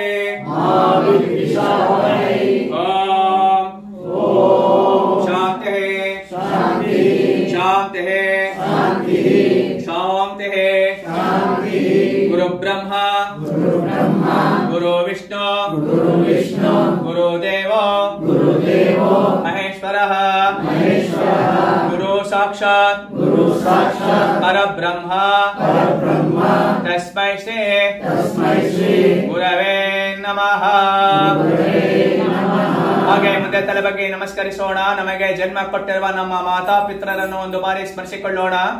ನಮ್ಮ ಕುಲದೇವರನ್ನು ಮನಸ್ಸಿನಲ್ಲಿ ಆರಾಧಿಸೋಣ. ಸ್ವಂತಕ್ಕೆ ಸ್ವಲ್ಪ, ಸಮಾಜಕ್ಕೆ ಸರ್ವಸ್ವ ಎಂಬ ದೇಶವನ್ನು ಜೀವನದಲ್ಲಿ ಅಳವಡಿಸಿಕೊಳ್ಳೋಣ. ಹಾಗೆ ನಿಧಾನಕ್ಕೆ ಮೇಲಕ್ಕೆ ಬರೋಣ. ಹಸ್ತಗಳನ್ನ ಒಂದಕ್ಕೊಂದು ಸ್ಪರ್ಶವನ್ನ ಮಾಡುತ್ತಾ ಬರೋಣ. ಆ ಸ್ಪರ್ಶೆಯಿಂದ ಉಂಟಾಗುವ ಶಾಖವನ್ನ ಕಣ್ಣಿನ ರೆಪ್ಪೆ ಮೇಲೆ ಇಟ್ಟುಕೊಳ್ಳುತ್ತಾ ಬರೋಣ. ನಿಧಾನವಾಗಿ ಕೈಗಳು ಬಟ್ಟಲಾಕಾರ, ಕಣ್ಣುಗಳನ್ನ ಬಿಚ್ಚೋಣ. ಬಣ್ಣ ಬಣ್ಣದ ಲೋಕವನ್ನ ನೋಡೋಣ. ಪ್ರತಿನಿತ್ಯ ಈ ಹಸ್ತಗಳಿಂದ ಪುಣ್ಯದ ಕಾರ್ಯಗಳನ್ನೇ ಮಾಡುತ್ತೇನೆಂದು ಭಗವಂತನೇ ದೃಢ ಸಂಕಲ್ಪವನ್ನು ಮಾಡುತ್ತಾ ನಮ್ಮ ಪರಮ ಪೂಜ್ಯ ಗುರುಗಳಾಗಿರುವ ಶ್ರೀ ಮುಕುಂದನ್ ಗುರೂಜಿ ಅವರಿಂದ ದಿವ್ಯ ಸಂದೇಶವನ್ನು ಕೇಳೋಣ. ಹರಿ ಓಂ. ಎಲ್ಲರಿಗೂ ಶುಭೋದಯ, ಶುಭಮಸ್ತು. ಹರಿ ಓಂ. ನಮಸ್ತೆ. ನಮ್ಮ ಯೋಗ ಪ್ರಕಾಶ್ ಸರ್ ಇದರ ಒಂದು 50, 100, 150 ವರ್ಷದ ಹಿಂದಿನ ಒಂದು ಇತಿಹಾಸವನ್ನ ಹೇಳಿದ್ರು. ನಾನು 5000 ವರ್ಷದ ಹಿಂದಿನ ಇತಿಹಾಸವನ್ನ ಹೇಳ್ತೀನಿ. ಒಂದು ಗುಹೆ, ಆ ಗುಹೆ ಕಡೆಗೆ ಬಹಳಷ್ಟು ಜನ ಸೈನಿಕರು, ಕುದುರೆ ಮತ್ತೆ ಕಾಲಾಳುಗಳು ಎಲ್ಲ ಓಡ್ ಬರ್ತಾರೆ. ಯಾರನ್ನೋ ಹುಡುಕ್ತಾ ಆ ಗುಹೆ ಹತ್ರ ಬಂದಾಗ ಯಾರು ಕಾಣಿಸಲ್ಲ. ಅವ್ರು ಯಾರು ಹುಡುಕ್ತಾ ಇರ್ತಾರೆ ಅಂದ್ರೆ ಡಕಾಯಿತ್ರನ್ನ ಹುಡುಕ್ತಾ ಇರ್ತಾರೆ. ರಾಜನ ಅರಮನೆಯಿಂದ ಕಳ್ತನ ಮಾಡ್ಕೊಂಡು ಒಂದು ಡಕಾಯಿತ್ರು ಆ ಗುಹೆ ಕಡೆಗೆ ಓಡ್ ಬಂದಿರ್ತಾರೆ. ಅವ್ರನ್ನ ಹುಡುಕೊಂಡು ಬಂದಿರ್ತಾರೆ, ಕಾಣಿಸಲ್ಲ ಅವ್ರಿಗೆ. ಆ ಗುಹೆ ಮುಂದೆ ಒಬ್ಬ ಋಷಿ 2 ಕೈಯು ಮೇಲೆತ್ಕೊಂಡು ತಪಸ್ ಮಾಡ್ತಾ ಇರ್ತಾರೆ. ಆ ಮುನಿಗಳನ್ನ ಕೇಳ್ತಾರೆ, ಇಲ್ಲಿ ಕಳ್ಳರು ಬಂದ್ರ, ಡಕಾಯಿತರು ಬಂದ್ರ ಅಂತ. ಆ ಋಷಿ ಮುನಿ ಯಾವುದೇ ಉತ್ತರವನ್ನ ಕೊಡಲ್ಲ, ಮಾತಾಡಲ್ಲ. ಯಾಕಂದ್ರೆ ಅತ್ಯಂತ ತಪಸ್ಸಿನಲ್ಲಿ ನಿರತರಾಗಿರ್ತಾರೆ. ಜೊತೆಗೆ ಮೌನ ವ್ರತವನ್ನ ಆಚರಣೆ ಮಾಡ್ತಾ ಇರ್ತಾರೆ. ಅದಕ್ಕೆ ಭಂಗ ಆಗ್ಬಾರ್ದು ಅಂತ ಅವರು ತಪೋಭಂಗವನ್ನು ಮಾಡ್ಕೊಳ್ಳಲ್ಲ, ಮೌನ ವ್ರತವನ್ನು ಭಂಗ ಮಾಡ್ಕೊಳ್ಳಲ್ಲ. ಕೈ ಎತ್ಕೊಂಡು ಅವ್ರ ಪಾಡಿಗೆ ಅವರು ತಪಸ್ ಮಾಡ್ತಾ ಇರ್ತಾರೆ. ಜೊತೆಗೆ ತಪಸ್ ಮಾಡ್ತಾ ಇದ್ದಂತ ಸಂದರ್ಭದಲ್ಲಿ ಕೇಳಿದ್ರು ಯಾವಾಗ ಉತ್ತರ ಹೇಳಲ್ಲ, ಅವ್ರ ಮೇಲೇನೆ ಇವ್ರಿಗೆ ಅನುಮಾನ ಬರುತ್ತೆ. ಇವ್ರು ಯಾಕೋ ಉತ್ತರ ಹೇಳ್ತಾ ಇಲ್ಲ, ಸೊ ಇವರೇ ಏನೋ ಕಳ್ತನ ಮಾಡಿರ್ಬೋದು, ಮಟ್ಟಿರ್ಬೋದು ಅಂತ. ಸರಿ ಅಂತ ಏನ್ ಮಾಡ್ತಾರೆ, ಆ ಮುನಿಗಳನ್ನ ರಾಜನ ಹತ್ರ ಎತ್ಕೊಂಡು ಹೋಗ್ತಾರೆ. ಆಗ ಋಷಿ ಮುನಿಗಳೇನು ಮಾತಾಡಲ್ಲ, ನಾನ್ ತಪ್ಪು ಮಾಡಿಲ್ಲ, ನಾನೆಲ್ಲ ಯಾವುದೇ ಪದವನ್ನು ಹೇಳಲ್ಲ. ಅವರು ಯಾವುದೇ ಮನುಷ್ಯ ಏನೇ ಸಂಕಷ್ಟಗಳು ಬಂದ್ರು ತಾನೇನ್ ಸಂಕಲ್ಪ ಮಾಡಿರ್ತಾನೆ ಅದನ್ನ ಬಿಡದೇ ಇರೋರ್ನೇ ಋಷಿಗಳು ಅಂತ ಕರೀತಾರೆ. ಸತ್ಯಂ ವದ ಧರ್ಮಂಚರ ಅಂತ. ಋಷಿಗಳು ಯಾವಾಗ್ಲೂ ಅದನ್ನ ಬಿಡಲ್ಲ, ಸತ್ಯದ ದಾರಿಯನ್ನ ಯಾವ ಕಾರಣಕ್ಕೂ ಬಿಡಲ್ಲ. ಅವ್ರಿಗೇನೇ ಆಪತ್ತು ಒದಗ್ ಬಂದ್ರು ಬಿಡಲ್ಲ. ಅವರು ಧರ್ಮದ ಮಾರ್ಗವನ್ನು ಯಾವ ಕಾರಣಕ್ಕೂ ಬಿಡಲ್ಲ. ಹಾಗಾಗಿ ಅವ್ರು ಹೇಳಲ್ಲ ನಾನಲ್ಲ ಮಟ್ಟಲ್ಲ ಅಂತ. ಸರಿ, ರಾಜನ ಹತ್ರ ಕರ್ಕೊಂಡು ಹೋಗ್ತಾರೆ. ಅಲ್ಲಿ ಗುಹೆ ಹತ್ರ ಏನಾಗಿರುತ್ತೆ ಅಂದ್ರೆ, ಋಷಿಗಳು ತಪಸ್ ಮಾಡ್ಬೇಕಾದ್ರೆ ಕಳ್ಳರು ಬರ್ತಾರೆ, ಗುಹೆ ಒಳಗಡೆ ಓಡೋಗ್ತಾರೆ, ಅಲ್ಲಿ ಪದಾರ್ಥಗಳನ್ನೆಲ್ಲ ಇಟ್ಬಿಟ್ಟು ಅಲ್ಲಿಂದ ಇನ್ನೊಂದ್ ಕಡೆ ಓಡೋಗ್ಬಿಡ್ತಾರೆ. ಇದನ್ನೆಲ್ಲ ನೋಡಿದ್ರು ಆ ಋಷಿಗಳು ಹೇಳಲ್ಲ ಅವ್ರಿಗೆ, ಯಾಕಂದ್ರೆ ಇವ್ರ ರಥವನ್ನ ಇವರು ಮುರಿಬಾರ್ದು ಅನ್ನೋ ಉದ್ದೇಶದಿಂದ. ಸರಿ, ಮಹಾರಾಜನ ಹತ್ರ ಕರ್ಕೊಂಡು ಹೋದಾಗ ಅವರೆಲ್ಲ ಹೇಳ್ತಾರೆ, ಇವರೇ ಕಳ್ತನ ಮಾಡಿರೋದು, ನಾವೇನ್ ಪ್ರಶ್ನೆ ಕೇಳಿದ್ರು ಉತ್ತರ ಕೊಡ್ಲಿಲ್ಲ, ಇವರು ಗುಹೆ ಮುಂದೆ ಸುಮ್ನೆ ಕೈ ಎತ್ಕೊಂಡು ನಾಟಕೀಯವಾಗಿ ನಿಂತ್ಕೊಂಡ್ಬಿಟ್ಟಿದ್ರು, ಈ ರೀತಿ ಎಲ್ಲ ಹೇಳ್ತಾರೆ. ಮಹಾರಾಜ ಏನೇ ಪ್ರಶ್ನೆ ಕೇಳಿದ್ರು ಅದಕ್ಕೂ ಉತ್ತರ ಕೊಡಲ್ಲ. ಕೊನೆಗೆ ಮಹಾರಾಜ ಏನ್ ಮಾಡ್ತಾರೆ, ಇವನೇ ಕಳ್ತನ ಮಾಡಿರ್ಬೇಕು ಅನ್ಬಿಟ್ಟು ಅವ್ರನ್ನ ಆಗ ಆ ರಾಜ ಏನ್ ಮಾಡ್ತಾ ಇದ್ದಂತೆ ಅಂದ್ರೆ, ಯಾರಿಗಾರು ಮರಣ ದಂಡನೆ ವಿಧಿಸ್ಬೇಕಾದ್ರೆ ವಿಚಿತ್ರವಾಗಿ ವಿಧಿಸೋರು. ಇಷ್ಟು ದೊಡ್ಡ ಒಂದು ಕಬ್ಬಿಣದ ಸಲಾಕೆ ಚೂಪ್ಗಿರುವಂತದ್ದು, ಅದ್ರ ಮೇಲೆ ಕೂರಿಸ್ಬಿಡೋದು ಅವ್ರನ್ನ. ಈ ರೀತಿ ನಡೀತಾ ಇದ್ದಿದ್ದು ಸತ್ಯವಾಗಿ ಆಗ. ಅವರು ಸತ್ತೋಗ್ಬಿಡೋರು. ಸರಿ, ಈ ಋಷಿಗೆ ಆ ಶಿಕ್ಷೆಯನ್ನ ಕೊಡಿ ಅಂತಾರೆ. ಆಗ್ಲೂ ಅವ್ರು ಮಾತಾಡಲ್ಲ. ಸತ್ಯಂ ವದ ಧರ್ಮಂಚರ, ಏನೋ ಸಂಕಲ್ಪ ಮಾಡಿದೀನಿ, ಸಂಕಲ್ಪವನ್ನ ಮುರಿಯಬಾರದು, ದೊಡ್ಡ ಉದ್ದೇಶ ಈಡೇರ್ಬೇಕು ಅಂತ. ಸರಿ, ಅವ್ರನ್ನ ತಗೊಂಡೋಗಿ ಆ ಶೂಲದ ಮೇಲೆ ಕೂರಿಸ್ತಾರೆ. ಕೂರ್ಸಿದ್ರು ಸಾಯದೇ ಇಲ್ಲ, ಏನೂ ಆಗಲ್ಲ ಅವ್ರಿಗೆ. ಅಲ್ಲೂ ತಪಸ್ ಮಾಡ್ತಾ ಆರಾಮವಾಗಿ ಕೂತಿರ್ತಾರೆ ಅವರು. ಆಗ ರಾಜನಿಗೆ ಅತ್ಯಂತ ಆಶ್ಚರ್ಯವಾಗತ್ತೆ. ಆಗ ರಾಜ ಬಂದ ಅವ್ರ ಹತ್ರ ಬೇಡ್ಕೋತಾನೆ, ನನ್ಗನ್ಸತ್ತೆ ನೀವೆಲ್ಲ ಕಳ್ತನ ಮಾಡಿರೋದು ಅಂತ, ನೀವು ಯಾರೋ ದಿವ್ಯ ಪುರುಷರಿರ್ಬೇಕು, ನಮ್ಮ ಸೈನಿಕರಿಂದ ಏನೋ ಒಂದ್ ತಪ್ಪಾಗಿದೆ, ದಯವಿಟ್ಟು ನೀವ್ ಯಾರು ಅಂತ ಹೇಳ್ಬಿಡಿ, ನನ್ನ ತಪ್ಪನ ಕ್ಷಮಿಸಿ ಅಂತ ಕಣ್ಣಲ್ಲಿ ನೀರ್ ಹಾಕೋತಾನೆ. ಅವಾಗ ಋಷಿಗಳು ಮಾತಾಡ್ತಾರೆ, ನಾನು ಈ ತರ ಋಷಿ, ನಾನು ಅದು ನನ್ನ ಆಶ್ರಮ, ಅಲ್ಲಿ ನಾನು ತಪಸ್ ಮಾಡ್ತಾ ಇದ್ದೆ, ನನ್ಗೂ ಆ ಕಳ್ಳತನಕ್ಕೂ ಯಾವುದೇ ಸಂಬಂಧವಿಲ್ಲ. ರಾಜನಿಗೆ ತುಂಬಾ ಪಶ್ಚಾತ್ತಾಪವಾಗುತ್ತೆ. ನೀವು ನನ್ಗೆ ಏನ್ ಶಿಕ್ಷೆ ಕೊಡ್ತೀರಾ ಕೊಡಿ, ನಾ ಶಿಕ್ಷೆಯನ್ನ ಪಡ್ಕೊಳ್ಳಕ್ಕೆ ಸಿದ್ಧನಿದ್ದೀನಿ ಅಂತ ರಾಜ ಹೇಳ್ತಾನೆ. ಆ ಋಷಿಗಳು ನಾವಾದ್ರೆ ಏನ್ ಮಾಡ್ತಾ ಇದ್ವಿ, ನೀ ನನಗ್ ತೊಂದರೆ ಕೊಟ್ಟೆ, ನಾನು ನಿನಗೆ ತೊಂದರೆ ಕೊಡ್ತೀನಿ ಅಂತ ತೊಂದರೆ ಕೊಡ್ತಾ ಇದ್ವಿ. ಆ ಋಷಿಗಳು ಹೇಳ್ತಾರೆ, ನಿನ್ನದು ತಪ್ಪಿಲ್ಲ, ಇದು ಏನೋ ವಿಧಿ ಸಂಕಲ್ಪವಾಗಿದೆ, ಇದಕ್ಕೆ ನೀನ್ ಕಾರಣನಲ್ಲ, ನೀ ನಿಮಿತ್ತ ಮಾತ್ರ, ನಾನ್ ಯಮಧರ್ಮನ್ನೇ ಕೇಳ್ತೀನಿ ಅನ್ಬಿಟ್ಟು ಅವ್ರಿಗೆ ತಪಶಕ್ತಿ ಇರುತ್ತಲ್ಲ, ಸೀದಾ ಯಮಧರ್ಮನ ಹತ್ರ ಹೋಗ್ತಾರೆ. ಕೇಳ್ತಾರೆ ಯಮಧರ್ಮ ರಾಜನ, ನನ್ಗ್ಯಾಕೆ ಈ ರೀತಿ ಸಂಕಟ ಕೊಟ್ಟೆ ನೀನು, ನಾನ್ ನೋವು ಅನುಭವಿಸ್ಬೇಕಾದ ಪರಿಸ್ಥಿತಿ ಬಂತು. ಆಮೇಲೆ ಶೂಲದಿಂದ ಅವ್ರನ್ನ ಇಳಿಸ್ತಾರೆ. ಇಳಿಸಿದ್ರು ಕಬ್ಬಿಣದ ಒಂದು ತುಂಡು ಸಿಗಾಕೊಂಡ್ಬಿಟ್ಟಿರುತ್ತೆ ಅವ್ರ ಹಿಂದ್ಗಡೆ ಭಾಗದಲ್ಲಿ. ಅದಕ್ಕೆ ಅವ್ರನ್ನ ಅಣಿಮಾಂಡವ್ಯ ಅಂತ ಕರೀತಾರೆ. ಆ ತುದಿ ಅಲ್ಲಿ ಉಳ್ಕೊಂಡ್ಬಿಟ್ಟಿರೋದ್ರಿಂದ ಯಮನ ಹತ್ರ ಕೇಳ್ತಾರೆ, ನನ್ಗ್ಯಾಕೆ ಈ ಸಂಕಟ ಕೊಟ್ಟೆ ನೀನು, ಯಾವುದೇ ಆದ್ರೂ ಯಾವುದೋ ಪೂರ್ವ ಜನ್ಮದ ಸುಕೃತ ಇರುತ್ತೆ. ಆ ಯಮಧರ್ಮರಾಯ ಹೇಳ್ತಾನೆ, ಇಲ್ಲ ನೀವು ಸಣ್ಣ ಹುಡುಗ ಇದ್ದಾಗ ಒಂದು ಚಿಟ್ಟೆನ ಹಿಡ್ಕೊಂಡು ಅದಕ್ಕೆ ಸೂಜಿಲಿ ನೀ ಚುಚ್ತಾ ಇದ್ದೆ ಹಿಂದ್ಗಡೆಗೆ, ಅದರ ಕರ್ಮವನ್ನ ಈಗ ನೀ ಅನುಭವಿಸ್ತಾ ಇದ್ದೆ ಅಂತ ಹೇಳ್ತಾರೆ. ಯಮಧರ್ಮರಾಯ, ನೀನು ಶಾಸ್ತ್ರ ಧರ್ಮರಾಯ, ನೀನು ಶಾಸ್ತ್ರ ನಿನಗೆ ಗೊತ್ತಿರ್ಬೇಕಿತ್ತು, ಶಾಸ್ತ್ರ ಗೊತ್ತಿದ್ದು ನನಗೆ ನೀನು ಪನಿಷ್ಮೆಂಟ್ ಕೊಟ್ಟಿದ್ಯಾ. ಜುವಿನೈಲ್ ಕ್ರೈಮ್ ಅಂತೀವಿ ಈಗ. ಏನ್ ಜುವಿನೈಲ್ ಕ್ರೈಮ್ ಅಂದ್ರೆ, 14 ವರ್ಷಕ್ಕಿಂತ ಕಮ್ಮಿ ವಯಸ್ಸಿನವರು ಯಾವುದೇ ತಪ್ಪು ಮಾಡಿದ್ರು ಅವ್ರಿಗೆ ಶಿಕ್ಷೆ ಇರುವುದಿಲ್ಲ ಕಾನೂನಿನ ಪ್ರಕಾರ. ಇದು ನಮ್ಮ ಶಾಸ್ತ್ರದಲ್ಲಿರುವಂತದ್ದು, ಶಾಸ್ತ್ರದಿಂದ ಈಗ ಅಳವಡಿಸಿರುವಂತದ್ದು. ಆಗ ಮುನಿಗಳು ಹೇಳ್ತಾರೆ, ನಮ್ಮ ಶಾಸ್ತ್ರದಲ್ಲಿ ಏನ್ ಹೇಳಿದೆ, 12 ವರ್ಷ ಅಂತ ಶಾಸ್ತ್ರದಲ್ಲಿರೋದು, ಈಗ ಅದನ್ನ 14ಕ್ಕೆ ಮಾಡಿದ್ದಾರೆ. 12 ವರ್ಷಕ್ಕಿಂತ ಚಿಕ್ಕ ಮಕ್ಕಳು ಯಾವುದೇ ತಪ್ಪು ಮಾಡಿದ್ರು ಅವ್ರಿಗೆ ಯಾವ್ದು ಸರಿ ಯಾವ್ದು ತಪ್ಪು ಅನ್ನೋರ ಪರಿಜ್ಞಾನ ಇರಲ್ಲ, ಅವ್ರಿಗೆ ಶಾಸ್ತ್ರದ ಬಗ್ಗೆ ಗೊತ್ತಿರಲ್ಲ, ಅವ್ರಿಗೆ ಶಿಕ್ಷೆ ಕೊಡಬಾರದು. ನಾನು 12 ವರ್ಷಕ್ಕಿಂತ ಚಿಕ್ಕವನಿದ್ದಾಗ ಮಾಡಿದಂತ ತಪ್ಪಿಗೆ ಈಗ ನೀ ಶಿಕ್ಷೆ ಕೊಟ್ಟಿದ್ಯಾ, ನೀ ಮಾಡಿರೋದು ಅನ್ಯಾಯ ಅನ್ಬಿಟ್ಟು ಆ ಯಾರಿಗೆ ಯಮಧರ್ಮರಾಯನಿಗೆ ಇವರು ಶಾಪವನ್ನ ಕೊಡ್ತಾರೆ. ನೀನು ಮನುಷ್ಯನಾಗಿ ಹುಟ್ಟಿ ನೀನು ಧರ್ಮ ಸಂಕಟದಲ್ಲಿ ಒದ್ದಾಡು, ಅತ್ಯಂತ ಜ್ಞಾನಿ ಆಗಿರ್ತ್ಯಾ, ನಿನ್ ಮಾತು ಯಾರು ಕೇಳಲ್ಲ, ಎಲ್ಲಾರ್ಗು ಬುದ್ಧಿ ಹೇಳಕ್ ಹೊಳ್ತ್ಯಾ, ಯಾರು ನಿನ್ನ ಎಲ್ಲ ನೆಗ್ಲೆಕ್ಟ್ ಮಾಡ್ತಾರೆ, ನೀ ಶೂದ್ರರ ಒಂದು ಮನೆಯಲ್ಲಿ ಹುಟ್ಟ್ಯಾ, ದಾಸಿಯ ಮಗನಾಗಿ ಹುಟ್ಟ್ಯಾ ಅಂತ ಶಾಪ ಕೊಡ್ತಾರೆ. ಅವನೇ ವಿದುರ. ಆಯ್ತಾ, ಯಮಧರ್ಮರಾಯನೇ ವಿದುರನಾಗಿ ಹುಟ್ಟಿದಂತದ್ದು. ಕಡೆ ತನಕ ವಿದುರ ಒದ್ದಾಡ್ತಾನೆ, ಅತ್ಯಂತ ಜ್ಞಾನಿ, ಬಟ್ ಒದ್ದಾಡ್ತಾರೆ. ಆ ಋಷಿಗಳು ಯಾರಪ್ಪ ಅಂದ್ರೆ ಅವರೇ ಮಾಂಡವ್ಯ ಋಷಿಗಳು. ಅದೇ ಗುಹೆ ಒಳಗಡೆ ನಾವಿಲ್ಲಿ ಕೂತಿದ್ದೀವಿ ಇವತ್ತು. ಆಯ್ತಾ, ಅಂತ ಒಂದು ಶ್ರೇಷ್ಠವಾದ ಜಾಗದಲ್ಲಿ ನಾವಿಲ್ಲಿ ಬಂದು ಕೂತಿದ್ದೀವಿ. ಇಲ್ಲಿ ಒಂದ್ 2-3 ಇದೆ ವಿಚಾರವನ್ನ ನಾವು ಗಮನಿಸ್ಬೇಕು. ಏನ್ ಗಮನಿಸ್ಬೇಕು ಅಂದ್ರೆ ನೋಡಿ, ಅವರು ಸಂಪೂರ್ಣವಾಗಿ ಶಾಸ್ತ್ರವನ್ನ ಪಾಲನೆ ಮಾಡಿದ್ರು. ರಾಜ ಅವ್ರಿಗೆ ತೊಂದರೆ ಕೊಟ್ರು, ಅವ್ರು ರಾಜನಿಗೆ ತೊಂದರೆ ಕೊಡ್ಲಿಲ್ಲ. ರೂಟ್ ಕಾಸ್ ಅಂತೀವಿ, ಮೂಲ ಯಾವುದು ಈ ಸಮಸ್ಯೆಗೆ ಅಂತ ನೋಡಿ ಯಮಧರ್ಮರಾಯ ಮೂಲ. ಹಾಗಾಗಿ ಯಮಧರ್ಮರಾಯನ ಹತ್ರ ಹೋಗಿ ಅವರು ಯಮಧರ್ಮರಾಯನಿಗೆ ಶಿಕ್ಷೆ ಕೊಟ್ಟಂತದ್ದು. ಹಾಗಾಗಿ 12 ವರ್ಷಕ್ಕಿಂತ ವಯಸ್ಸಿನ ಚಿಕ್ಕ ಮಕ್ಕಳು ಏನಾದ್ರು ಒಂದು ತಪ್ಪು ಮಾಡಿದ್ರು ಅಂದ್ರೆ ಅವ್ರಿಗೆ ಸರಿಯಾದ ಜ್ಞಾನ ಇರಲ್ಲ, ಪರಿಜ್ಞಾನ ಇರಲ್ಲ. ಅದ್ ಯಾರ ಕೆಲಸ? ನಮ್ ಕೆಲಸ. ಚಿಕ್ಕ ಮಕ್ಕಳಾದ್ರೂ ಅವ್ರಿಗೆ ಸ್ವಲ್ಪ ಶಾಸ್ತ್ರದ ಅಧ್ಯಯನವನ್ನ ಮಾಡಿಸಿದ್ರೆ ಆ ಮಕ್ಕಳು ತಪ್ಪು ಮಾಡುವಂತ ಸಾಧ್ಯತೆ ತುಂಬಾ ಕಮ್ಮಿ ಇರುತ್ತೆ. ಆಮೇಲೆ ಎರಡನೇ ವಿಚಾರ ಏನಪ್ಪಾ ಅಂದ್ರೆ, ಭಗವದ್ಗೀತೆಯಲ್ಲಿ ಒಂದು ಶ್ಲೋಕ ಇದೆ, ಅದ್ಭಿತ್ ಗಾತ್ರಾಣಿ ಶುದ್ಧಂತಿ ಸತ್ಯಂತೆ ಮನಃ ಸೊ ವಿದ್ಯಾ ತಪೋದ್ಭ್ಯಾಂ ಭೂತಾತ್ಮ ಬುದ್ಧಿರ್ಜ್ಞಾನೇನ ಸಂಸ್ಥಿತಂ ಅಂತ. ಅಂದ್ರೆ ಮನುಷ್ಯನ ಬುದ್ಧಿ ಆಗ್ಲಿ ಜೀವನ ಆಗ್ಲಿ ಶುದ್ಧವಾಗ್ಬೇಕಾದ್ರೆ ನಾವ್ ಯಾವುದೇ ಗಂಗಾ ಯಮುನಾ ತುಂಗಭದ್ರೆ ಯಾವ ನದಿಯಲ್ಲೇ ಮಿಂದ್ರೂ ಮನುಷ್ಯನ ಒಂದು ಜೀವನ ಆಗ್ಲಿ ಬುದ್ಧಿ ಆಗ್ಲಿ ಮನಸ್ಸಾಗ್ಲಿ ಅಂತರಂಗವಾಗ್ಲಿ ಶುದ್ಧಿ ಆಗಲ್ವಂತೆ. ಮನುಷ್ಯನ ಅಂತರಂಗ ಶುದ್ಧಿ ಆಗ್ಬೇಕಾದ್ರೆ ಕೇವಲ ಜ್ಞಾನದಿಂದ, ಜೊತೆಗೆ ಸರಿಯಾದ ತಪಸ್ಸಿನಿಂದ, ಜೊತೆಗೆ ಸತ್ಯಂವದ ಧರ್ಮಂ ಚರ ಆ ಒಂದು ಮಾರ್ಗದಲ್ಲಿ ಚಲಿಸುವುದರಿಂದ ಮಾತ್ರ ಮನುಷ್ಯನ ಬುದ್ಧಿ ಶುದ್ಧವಾಗತ್ತೆ ಅಂತ. ಅದಕ್ಕೆ ಡಿ ವಿ ಗುಡ್ಡಪ್ಪನವರು ಒಂದು ಮಾತು ಹೇಳ್ತಾರೆ, ಸೊ ಎಡವಿಕೊಂಡು ಬೀಳುತ್ತಿಹೆ, ಸೊ ತಡವಿಕೊಂಡು ಏಳುತ್ತಿಹೆ, ಕಡುಬನ್ನು ನುಂಗುತ್ತಿಹೆ, ಕಹಿಯಾದ ನುಂಗುತ್ತಿಹೆ, ಮತ್ತೆ ಮತಿ ತಪ್ಪಿ ತಪ್ಪು ಮಾಡುತ್ತಿಹೆ, ಇದು ತಾನೇ ಜೀವನ ಮಂಕುತಿಮ್ಮ ಅಂತ. ಅಂದ್ರೆ ನಾವು ಪದೇ ಪದೇ ಬೀಳ್ತಾ ಇರ್ತೀವಿ ಜೀವನದಲ್ಲಿ, ಬಿದ್ದಾಗ ಏನ್ ಮಾಡ್ತೀವಿ? ತಿರ್ಗಾ ಒದ್ದಾಡ್ಕೊಂಡು ವಾಪಸ್ ಹೇಳ್ತೀವಿ. ಕಡುಬನ್ನು ನುಂಗುತ್ತಿಹೆ ಅಂದ್ರೆ ಕೆಲವು ಸರಿ ಏನೇನೋ ಧರ್ಮ ಸಂಕಟ ಬರುತ್ತೆ ನಮ್ಮ ಜೀವನದಲ್ಲಿ, ಬಟ್ ವಿಧಿ ಇಲ್ಲ, ಅದನ್ನ ಅನುಭವಿಸ್ಬೇಕು, ಅದನ್ನ ಬೇಕೋ ಬೇಡವೋ ನುಂಗ್ತೀವಿ.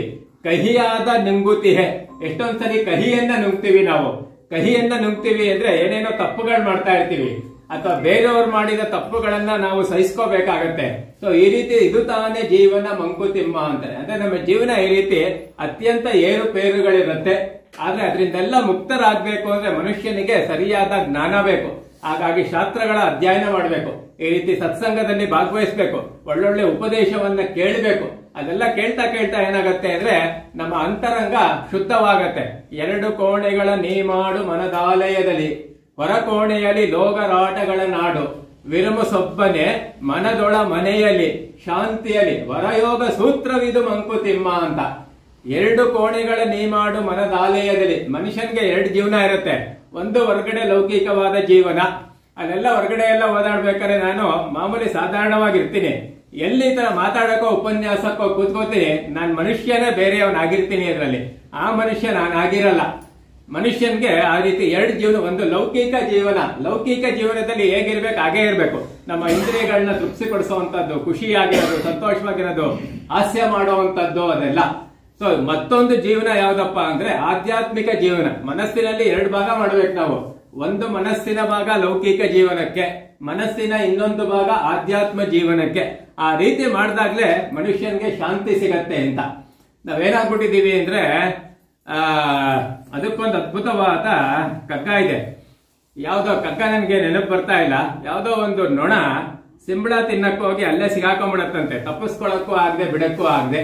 ನಾವಾಗಾಗಿ ಲೌಕಿಕದಲ್ಲೂ ಸಿಗಾಕೊಂಡು ಆಧ್ಯಾತ್ಮಿಕಕ್ಕೂ ಬರಕ್ಕಾಗದೆ ಜೀವನದಲ್ಲಿ ಒದ್ದಾಡ್ತಾ ಇರ್ತೀವಿ. ಅಂದ್ರೆ ನಮ್ಗೆ ಎರಡು ಕ್ಲಾರಿಟಿ ಇರಬೇಕು.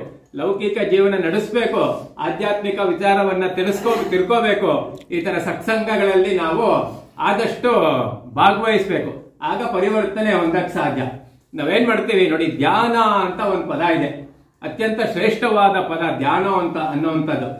ಮನುಷ್ಯ ಧ್ಯಾನ ಮಾಡಿದಾಗ ನೀರಲ್ಲಿ ಸ್ನಾನ ಮಾಡಿದ್ರೆ ಬರೀ ನಮ್ಮ ಬಹಿರಂಗ ಶುದ್ಧಿ ಆಗತ್ತೆ. ಆದ್ರೆ ಮನುಷ್ಯನ ಅಂತರಂಗ ಶುದ್ಧಿ ಆಗ್ಬೇಕಾದ್ರೆ ಕೇವಲ ನೀರಿನಲ್ಲಿ ಸ್ನಾನ ಮಾಡಿದ್ರೆ ಅಂತರಂಗ ಶುದ್ಧಿ ಆಗಲ್ಲ. ಧ್ಯಾನದಲ್ಲಿ ಸ್ನಾನ ಮಾಡಬೇಕು, ಜ್ಞಾನದಲ್ಲಿ ಸ್ನಾನ ಮಾಡಬೇಕು. ಅದಕ್ಕೆ ಮಹರ್ಷಿ ವಾಲ್ಮೀಕಿಗಳ ಶಿಷ್ಯ ಭಾರದ್ವಾಜ ಮುನಿ, ರಾಮಾಯಣದಲ್ಲಿ ಒಂದು ಶ್ಲೋಕ ಬರುತ್ತೆ. ಆ ಮಹರ್ಷಿ ವಾಲ್ಮೀಕಿಗಳು ಭಾರದ್ವಾಜಂಗೆ ಹೇಳ್ತಾರಂತೆ ಅವ್ರ ಶಿಷ್ಯನ್ಗೆ, ಅಲ್ಲಿ ನೋಡು ಆ ನೀರು ಕೆಸರಿಲ್ಲದೆ ಇದ್ರೆ ಎಷ್ಟು ಸುಂದರವಾಗಿ ಕಾಣಿಸತ್ತೆ, ಎಷ್ಟು ತಿಳಿಯಾಗಿ ಕಾಣಿಸತ್ತೆ. ಕೆಸರಿನಿಂದ ನೀರು ಚೆನ್ನಾಗಿ ಕಾಣ್ತಾ ಇಲ್ಲ. ಅದೇ ರೀತಿ ಯಾವುದೇ ಸಭೆಯಲ್ಲಿ ದುಷ್ಟರು ಇಲ್ಲ ಅಂದ್ರೆ ಆ ಸಭೆ ಎಷ್ಟು ಚೆನ್ನಾಗಿರುತ್ತೆ. ಯಾವುದೇ ಕಾವ್ಯದಲ್ಲಿ ಕೆಟ್ಟ ಪದಗಳಿಲ್ಲ ಅಂದ್ರೆ ಆ ಕಾವ್ಯ ಎಷ್ಟು ಚೆನ್ನಾಗಿರುತ್ತೆ. ಅಂದ್ರೆ ಮನುಷ್ಯನ ಮನಸ್ಸು ಆ ರೀತಿ ಕೆಟ್ಟದಿಲ್ಲದೆ ಇರೋ ರೀತಿ ನಾವು ಬದುಕಬೇಕು. ಆ ರೀತಿ ಬದುಕಬೇಕಂದ್ರೆ ಈ ರೀತಿ ಆಧ್ಯಾತ್ಮಕ್ಕೆ ನಾವು ಸ್ವಲ್ಪ ಅಂಟ್ಕೋಬೇಕು. ಕಡೆ ಒಂದೇ ಒಂದು ಇನ್ಸಿಡೆಂಟ್ ಹೇಳ್ತೀನಿ. 4 ಜನ ಶಿಷ್ಯಂದ್ರು ಗುರುವಿಗೆ ಸಂಬಂಧಪಟ್ಟವರು. ನೋಡಿ, ಈಗೆಲ್ಲ ಶೆಕೆ ಅಂತ ಒದ್ದಾಡ್ತಾ ಇದ್ದೀರಾ, ಹೌದಾ? ಅಂದ್ರೆ ಅದನ್ನೇ ಕಲ್ತ್ಕೋಬೇಕು ನಾವು. ಅಂದ್ರೆ ಮನುಷ್ಯನ್ಗೆ ಸೋಲ್ ಇಸ್ ಡಿಫ್ರೆಂಟ್, ಅವರ್ ಬಾಡಿ ಇಸ್ ಡಿಫ್ರೆಂಟ್. ಶೆಕೆ ಆಗ್ತಾ ಇರೋದು ಯಾರಿಗೆ? ನಮಗಲ್ಲ, ಹೌದಾ ಅಲ್ವಾ? ಶೆಕೆ ಆಗ್ತಾ ಇರೋದು ನಮಗಲ್ಲ, ಅರ್ಥ ಮಾಡ್ಕೋಬೇಕು. ನಮ್ಮ ಶರೀರಕ್ಕೆ, ನನ್ನ ಶರೀರವೇ ಬೇರೆ, ನಾನೇ ಬೇರೆ, ನಾನೇ ಬೇರೆ, ನನ್ನ ಶರೀರವೇ ಬೇರೆ ಅನ್ನೋದನ್ನ ನಾವು ಚೆನ್ನಾಗಿ ತಿಳ್ಕೊಂಡಾಗ ನಮ್ಮ ಶರೀರಕ್ಕೆ ಏನೇ ಆದ್ರೂ ನಾವು ಡಿಸ್ಟರ್ಬ್ ಆಗೋ ಸಾಧ್ಯತೆಗಳು ಇರಲ್ಲ. ನಾವೇನ್ ಮಾಡ್ತೀವಿ, ನಾನು ಶರೀರ ಅಂತ ತುಂಬಾ ಅಂಟ್ಕೊಂಡ್ಬಿಟ್ಟಿರ್ತೀವಿ ಶರೀರಕ್ಕೆ. ಆ ಶರೀರಕ್ಕೆ ಅಂಟ್ಕೊಂಡಾಗ್ಲೇ ನಮ್ಗೆ ಸಮಸ್ಯೆಗಳು ಜಾಸ್ತಿ. ಹಾಗಾಗಿ ನಾನು ಆತ್ಮ, ಆತ್ಮದ ಸ್ವರೂಪ, ನಾನು ಅಂದ್ರೆ ಏನು, ಇದನ್ನೆಲ್ಲ ನಾವೊಂದ್ ಸ್ವಲ್ಪ ಅರ್ಥ ಮಾಡ್ಕೋಬೇಕು. ಇದೊಂದು ಹೇಳ್ತೀನಿ, ಆಮೇಲೆ ಒಂದು ವಿಶೇಷವಾದ ಅದ್ಭುತವಾದ ಮೆಡಿಟೇಷನ್ ಮಾಡೋಣ. ನೋಡಿ, 4 ಜನ ಸನ್ಯಾಸಿಗಳು ಅವರವರೇ ಮಾತಾಡ್ಕೋತಾರೆ. ನಾವು 4 ಜನ ಕೂತ್ಕೊಂಡು ಧ್ಯಾನ ಮಾಡೋಣ, ಆಯ್ತಾ, ಯಾರು ಜಾಸ್ತಿ ಹೊತ್ತು ಮಾಡ್ತಾರೆ ನೋಡೋಣ. 2 ಗಂಟೆ ಆದ್ರೂ ನಾವು ಕೂತ್ಕೊಂಡು ಮೆಡಿಟೇಷನ್ ಮಾಡ್ಬೇಕು. 2 ನಿಮಿಷವೇ ಮಾಡಲ್ಲ ನಾವು, ಹೌದಾ ಅಲ್ವಾ? 2 ಗಂಟೆ ಆದ್ರೂ ಕೂತ್ಕೊಂಡು ಮಾಡ್ಬೇಕು ಅಂದ್ಬಿಟ್ಟು ಈ ರೀತಿ ಯಾವ್ದೋ ಬೆಟ್ಟದ ಹತ್ರ ಇರೋ ಗುಹೆ ಒಳಗಡೆ ಕೂತ್ಕೊಂಡು ಶುರು ಮಾಡ್ತಾರೆ. ಕಣ್ಮುಚ್ಚಿ 1 2 3 ಸ್ಟಾರ್ಟ್ ಅಂದ್ಬಿಟ್ಟು ಶುರು ಮಾಡ್ತಾರೆ ಧ್ಯಾನನ. 2 ಗಂಟೆ ಆದ್ರೂ ಮಾಡ್ಬೇಕು ನಾವು. ಅದಕ್ ಮೀರಿ ಯಾರು ಜಾಸ್ತಿ ಹೊತ್ತು ಮಾಡ್ತಾರೆ ಅಂತ ಕೂತ್ಕೋತಾ ಇದ್ದಂಗೆ ಅಲ್ಲಿ ಯಾವುದೋ ಒಂದ್ ಗಿಡ ಶಬ್ದ ಆಗತ್ತೆ ಜೋರಾಗಿ. ಒಬ್ಬ ಕಣ್ಬಿಟ್ಬಿಡ್ತಾನೆ, 2 ನಿಮಿಷನೂ ಆಗಿರಲ್ಲ, ಕಣ್ಬಿಟ್ಬಿಡ್ತಾನೆ. 2ನೇವ್ನು ಹೇಳ್ತಾನೆ, ವಾ ನೀ ಕಣ್ಬಿಟ್ಬಿಟ್ಟೆ ಅಂತಾನೆ 2ನೇವ್ನು. 3ನೇವ್ನು ಹೇಳ್ತಾನೆ, ನೀವಿಬ್ರು ಕಣ್ಬಿಟ್ಬಿಟ್ರಿ, ನಾನೇ ಗೆದ್ದೆ ಅಂತಾನೆ. 4ನೇ ಹೇಳ್ತಾನೆ, ನಾನಿನ್ನೂ ಬಿಟ್ಟಿಲ್ಲ, ನಾ ಈಗ ಬಿಟ್ಟಿದ್ದು, ನಾನೇ ಗೆದ್ದಿದ್ದು ಅಂತಾನೆ. 4 ನಿಮಿಷದಲ್ಲಿ ಮುಗ್ದೋಗತ್ತೆ ಧ್ಯಾನ. 2 ಗಂಟೆ ಯಾರು ಮಾಡ್ಬೇಕು ಅಂತ ಇದ್ದವಂತಲ್ಲ. ಅಂದ್ರೆ ಯಾವಾಗ್ಲೂ ಮನುಷ್ಯ ಸ್ಪರ್ಧೆ ಬೇರೆಯವ್ರ ಜೊತೆ ಅಲ್ಲ, ಹೊರ ಜಗತ್ತಿನಲ್ಲಿ ಕಾಂಪಿಟೇಷನ್ ಇದೆ. ಆಧ್ಯಾತ್ಮದ ದಾರಿಯಲ್ಲಿ there is no question of competition, ಸ್ಪರ್ಧೆ ಇಲ್ಲ. ನನ್ ದಾರಿ ನನಗೆ, ನಿಮ್ ದಾರಿ ನಿಮ್ಗೆ. ನಾವು ನಮ್ ದಾರಿಯಲ್ಲಿ ಎಷ್ಟು ಸಾಧನೆ ಮಾಡಿದ್ವಿ ಅನ್ನೋದು ಮುಖ್ಯ. ಬೇರೆಯವ್ರ ಜೊತೆ ಹೋಲಿಕೆ ಮಾಡ್ಕೊಳಕ್ಕೆ ಇದರಲ್ಲಿ ಆಗಲ್ಲ. ಜ್ಞಾನದಲ್ಲಿ ಒಬ್ರಿಗಿಂತ ಒಬ್ರು ಅತ್ಯಂತ ಎತ್ತರದಲ್ಲಿ ಇರ್ತಾರೆ. ಹಾಗಾಗಿ ನಾವು ಆಧ್ಯಾತ್ಮ ಮಾರ್ಗದಲ್ಲಿ ಸಾಧನೆ ಮಾಡಬೇಕು. ಕಡೆಯಲ್ಲಿ ಒಂದೇ ಒಂದು ಸಂಜೀವಿನಿ ಓಂಕಾರ ಧ್ಯಾನ ಅಂತಿದೆ. ಯಾರಿಗಾರು ಗೊತ್ತಾ? ಯಾರಿಗೂ ಗೊತ್ತಿರಕ್ ಸಾಧ್ಯ ಇಲ್ಲ ಇದು, ಯಾಕಂದ್ರೆ ಇದು ನಾನೇ ಡಿಸೈನ್ ಮಾಡಿರುವಂತದ್ದು. ಹಂಗಾಗಿ ನಮ್ ಕ್ಲಾಸ್ ಅಟೆಂಡ್ ಮಾಡಿರೋ ನಮ್ ಸ್ಟೂಡೆಂಟ್ಸ್ ಗೊತ್ತಿರುತ್ತೆ. ಓಂಕಾರ ಬಿಂದು ಸಂಯುಕ್ತಂ ನಿತ್ಯಂ ಧ್ಯಾಯಂತಿ ಯೋಗಿನಃ ಕಾಮದಂ ಮೋಕ್ಷದಂ ಚೈವ ಓಂಕಾರಾಯ ತೇ ನಮಃ. ಹೌದಲ್ವಾ? ಓಂಕಾರ ಅಂದ್ರೆ ಒಂದು ಬಿಂದುವಿನಿಂದ ಶುರುವಾಗಿದೆ. ಇಡೀ ವಿಶ್ವ ಶುರುವಾಗಿದೆ ಒಂದು ಬಿಂದುವಿನಿಂದ. ಆ ಬಿಂದುವಿನಲ್ಲಿ ಸಾಕ್ಷಾತ್ ಈಶ್ವರನ ಶಕ್ತಿ ತುಂಬಿರುತ್ತಂತೆ. ಆದ್ರೆ ಓಂಕಾರದಲ್ಲಿ ಅಂತ ಅದ್ಭುತವಾದ ಶಕ್ತಿ ಇದೆ. ಆ 3 ಶಬ್ದ ಇದೆ. ಅಂದ್ರೆ ಬ್ರಹ್ಮ ವಿಷ್ಣು ಮಹೇಶ್ವರ 3 ಜನರ ಶಕ್ತಿ ಇದೆ. ಜಿಒಡಿ ಗಾಡ್ ಅಂತೀವಿ. ಗಾಡ್ ಅಂದ್ರೆ ಜನರೇಟರ್, ಆಪರೇಟರ್, ಡಿಸ್ಟ್ರಾಯರ್ ಅಂತ. ಆ 3 ಶಕ್ತಿನೂ ಓಂಕಾರದಲ್ಲಿದೆ. ಹಾಗಾಗಿ ಇದೊಂದು ವಿಶೇಷವಾದ ಓಂಕಾರ. ಇದನ್ನ ಮಾಡೋಣ. ಹೊರಗಡೆ ಶೆಕೆ ಅದು ಇದು ಎಲ್ಲ ತೆಗೆದು ಏನ್ ಮಾಡ್ಬೇಕು, ನಾವು ಹೊರಗಡೆ ಹಾಕ್ಬೇಕು. ಮಾಂಡವ್ಯ ಮುನಿಗಳನ್ನ ನೆನೆಸ್ಕೋಬೇಕು. ಎಂತ ಸಮಸ್ಯೆ ಬಂದ್ರು ಅವರು ಹೊರಗಿನ ಸಮಸ್ಯೆಗೆ ಅವ್ರು ಏನ್ ಮಾಡಿದ್ರು, ಅವರ ಧ್ಯಾನ ಸ್ಥಿತಿಯಿಂದ ಹೊರಗಡೆ ಬರ್ಲಿಲ್ಲ. ಅದ್ರ ಜೊತೆಗೆ ಅವ್ರು ಅಂಟ್ಕೊಳ್ಳಿಲ್ಲ. ಅವ್ರಿಗೆ ತಗೊಂಡು ತ್ರಿಶೂಲದ ಮೇಲೆ ಕೂರ್ಸಿದ್ರು. ಅವರು ಬಾಯಿ ತಟ್ಟಿಕ್ ಪುಟ್ಟಿಕ್ ಅಂತ ಬಿಡ್ಲಿಲ್ಲ. ಹೌದಾ ಅಲ್ವಾ? ಆದ್ರೆ ನಮ್ಮ ಬಾಡಿ ಕಾನ್ಶಿಯಸ್ ಇಂದ ರೈಸ್ ಆಗ್ಬೇಕು ನಾವು. ಆ ಶಕ್ತಿ ನಮ್ಗಿದೆ.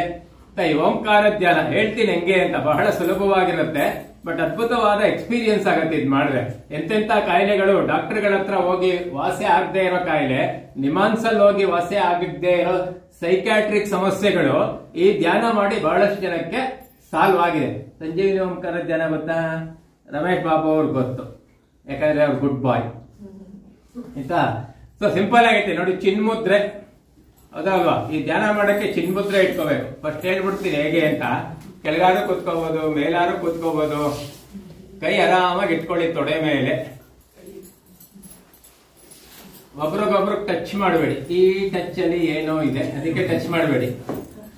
ನಮ್ಮ ಎನರ್ಜಿ ಡಿಸ್ಟರ್ಬ್ ಆಗುತ್ತೆ ಒಬ್ರಿಗೊಬ್ರು ಟಚ್ ಮಾಡಿದ್ರೆ. ಯಾವುದೇ ಧ್ಯಾನ ಮಾಡ್ಬೇಕಾದ್ರೆ ಯಾರ ಜೊತೆನೂ ಟಚ್ ಮಾಡಬಾರ್ದು. ಮಿನಿಮಮ್ 8 ಫೀಟ್ ಡಿಸ್ಟೆನ್ಸ್ ಇರಬೇಕು ಅಂತಿದೆ. ಇಲ್ಲ ಅದು ಮೇಂಟೈನ್ ಮಾಡಕ್ ಆಗಲ್ಲ.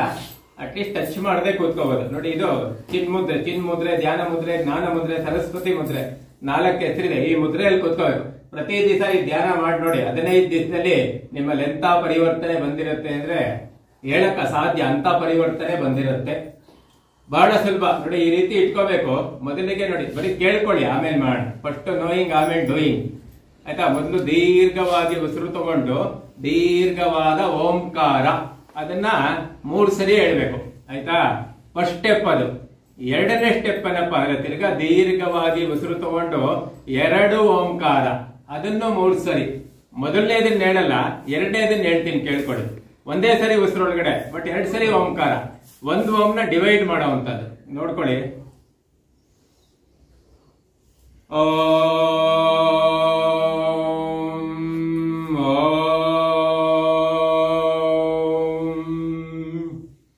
ಹಿಂಗೆ ಹೋಗ್ಬೇಕು, ಹಿಂಗೆ ಅದೇ ರೀತಿ ಬರಬೇಕು.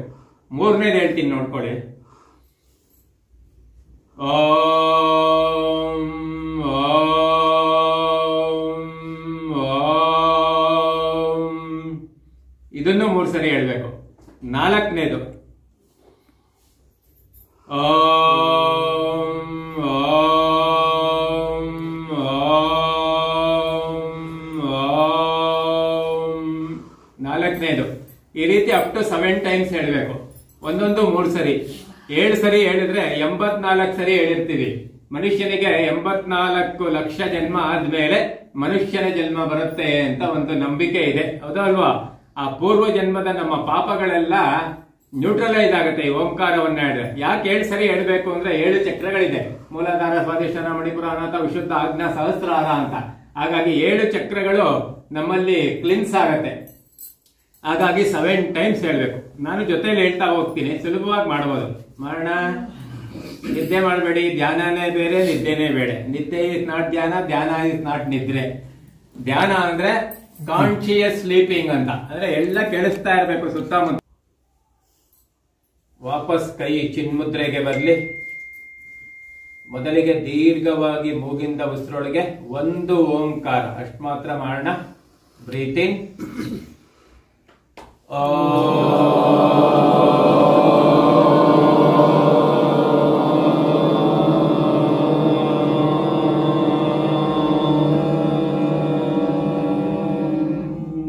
ಇನ್ನೊಂದು ಬ್ರೀತ್ ಇನ್.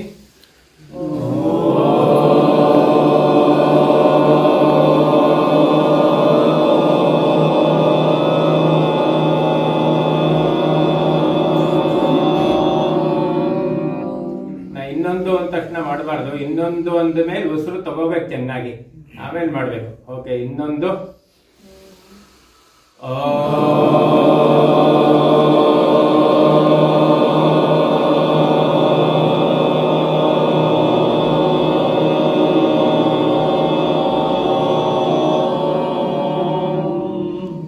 ಇದೇ ರೀತಿ ಈಗ 1 ಸರಿ ಮಾತ್ರ ಉಸಿರು ತಗೋಬೇಕು.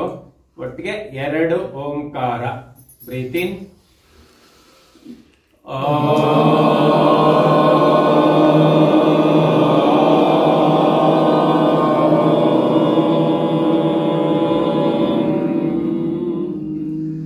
ಓಂಕಾರವನ್ನ ಸ್ವಲ್ಪ ಚಿಕ್ಕದು ಮಾಡ್ಕೊಳ್ಳಿ, ಅವಾಗ 2 ಮಾಡಕ್ಕೆ easy.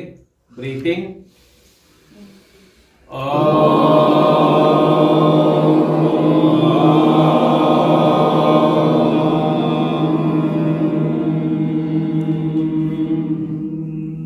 One more.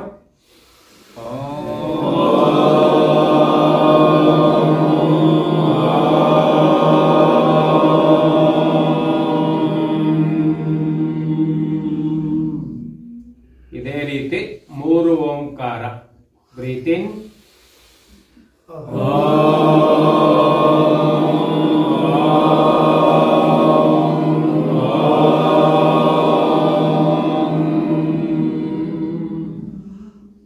Breathe in.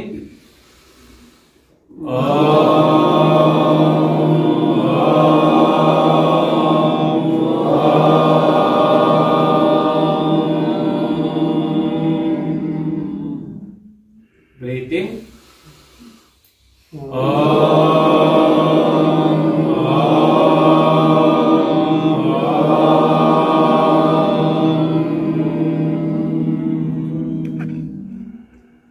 ಇವಾಗ 4. ಇನ್ನೊಂದು ಸ್ವಲ್ಪ ಚಿಕ್ಕದ್ ಮಾಡ್ಕೊಳ್ಳಿ. Breathe in.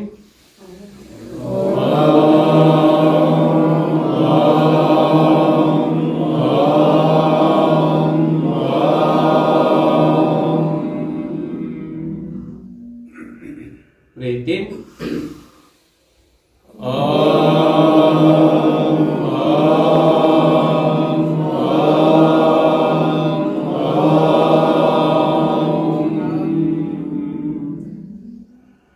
Breathe in.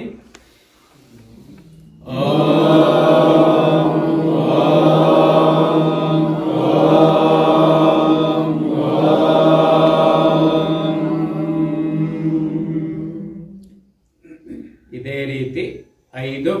Breathe in.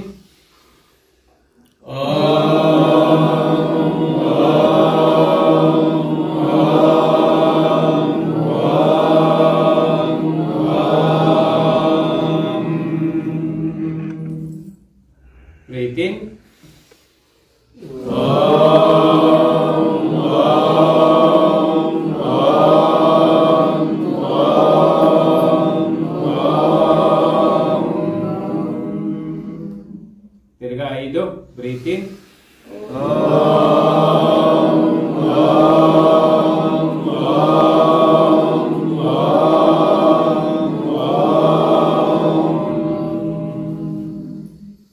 ಇನ್ನು ಚಿಕ್ಕದ್ ಮಾಡ್ಕೊಳ್ಳಿ. 6 ಬ್ರೀತ್ ಇನ್.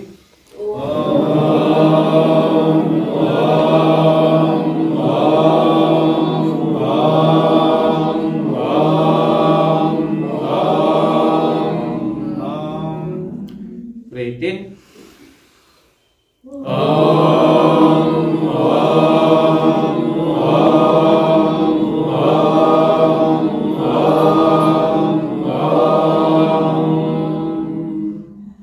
Breathe in.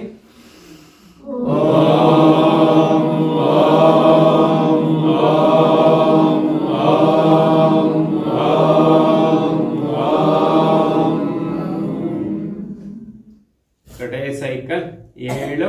ಇನ್ನು ಚಿಕ್ಕದು ಮಾಡ್ಕೊಳ್ಳಿ. Breathe in.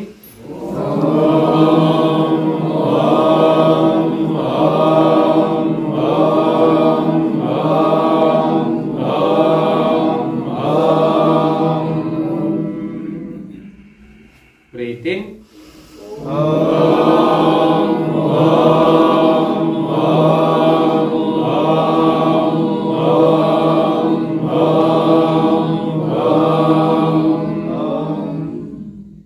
ಬ್ರೀತ್ ಇನ್.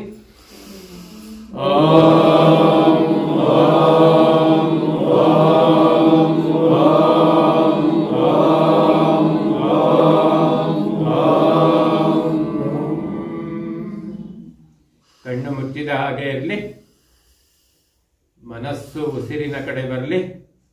ಉಸಿರು ತಗೋತಾ ಮಾನಸಿಕವಾಗಿ ಓಂ, ಉಸಿರು ಬಿಡುತ್ತಾ ಮಾನಸಿಕವಾಗಿ ಓಂ. ಬ್ರೀತ್ ಇನ್ ಓಂ, ಬ್ರೀತ್ ಔಟ್ ಓಂ. ಓಂನೇ ಒಳಗಡೆ ತಗೋತಾ ಇದ್ದೀರಾ, ಓಂನೇ ಹೊರಗಡೆ ಬಿಡ್ತಾ ಇದ್ದೀರಾ. ಉಸಿರು ತಗೋತಾ ಮನಸ್ಸಿನಲ್ಲೇ ಓಂ ಹೇಳ್ಕೊಳ್ಳಿ. ಉಸಿರು ಬಿಡ್ತಾ ಮನಸ್ಸಿನಲ್ಲೇ ಓಂ ನಿಧಾನವಾಗಿ.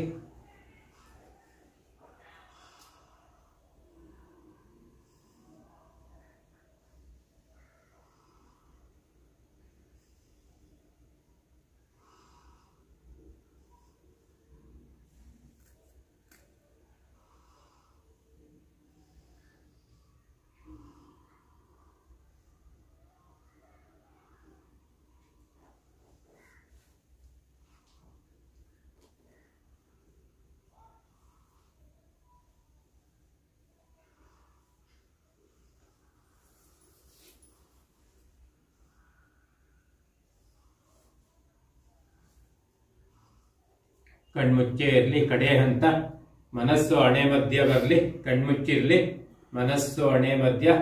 ಆಜ್ಞಾಚಕ್ರ 3rd ಡೇ ಮೆಡಿಟೇಷನ್. ಹಣೆ ಮಧ್ಯದಲ್ಲಿ ಓಂಕಾರ ಬರ್ದಿದೆ. ಹಣೆ ಮಧ್ಯದಲ್ಲಿ ಓಂಕಾರವನ್ನು ಕಲ್ಪಿಸಿಕೊಂಡು ಧ್ಯಾನ. Visualise the image of Om in the centre of your forehead and keep meditating. ನಿಧಾನ ಉಸಿರಾಡ್ತಾ ಇರಿ. ಹಣೆ ಮಧ್ಯ ಓಂಕಾರವನ್ನೇ ಇದೆ ಅನ್ನೋ ಭಾವನೆಯಲ್ಲಿ ಗಮನಿಸ್ತಾ ಸ್ಲೋ ಬ್ರೀತಿಂಗ್. ಮನಸ್ಸು ಹಣೆ ಮಧ್ಯ.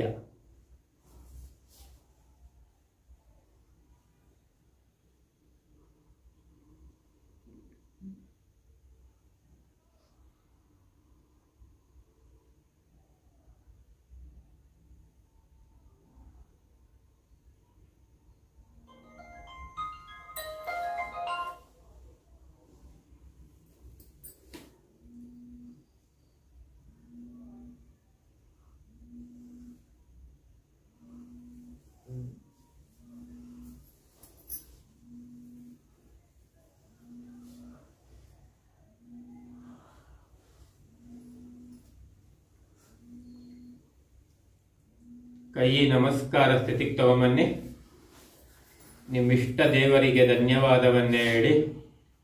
ಇಷ್ಟೊತ್ತು ಮಾಡಿದ ಸಂಜೀವಿನಿ ಓಂಕಾರ ಧ್ಯಾನಕ್ಕೆ ಧನ್ಯವಾದವನ್ನೇ ಹೇಳಿ. ಈ ಧ್ಯಾನ ಕ್ರಿಯೆಗೆ ಸ್ಪಂದಿಸಿದ ನಮ್ಮ ಶರೀರಕ್ಕೆ ಧನ್ಯವಾದವನ್ನ ಹೇಳೋಣ. ನಮ್ಮ ಮನಸ್ಸಿನ ಸಹಕಾರಕ್ಕೆ ಧನ್ಯವಾದವನ್ನ ಹೇಳೋಣ.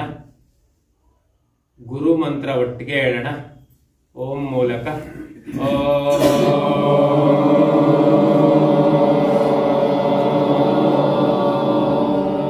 ಗುರು ಬ್ರಹ್ಮ ಗುರು ವಿಷ್ಣು ಗುರು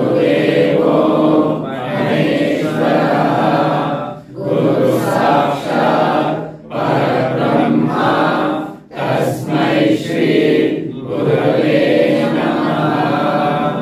ಓಂ ಶಾಂತಿ ಶಾಂತಿ ಶಾಂತಿ.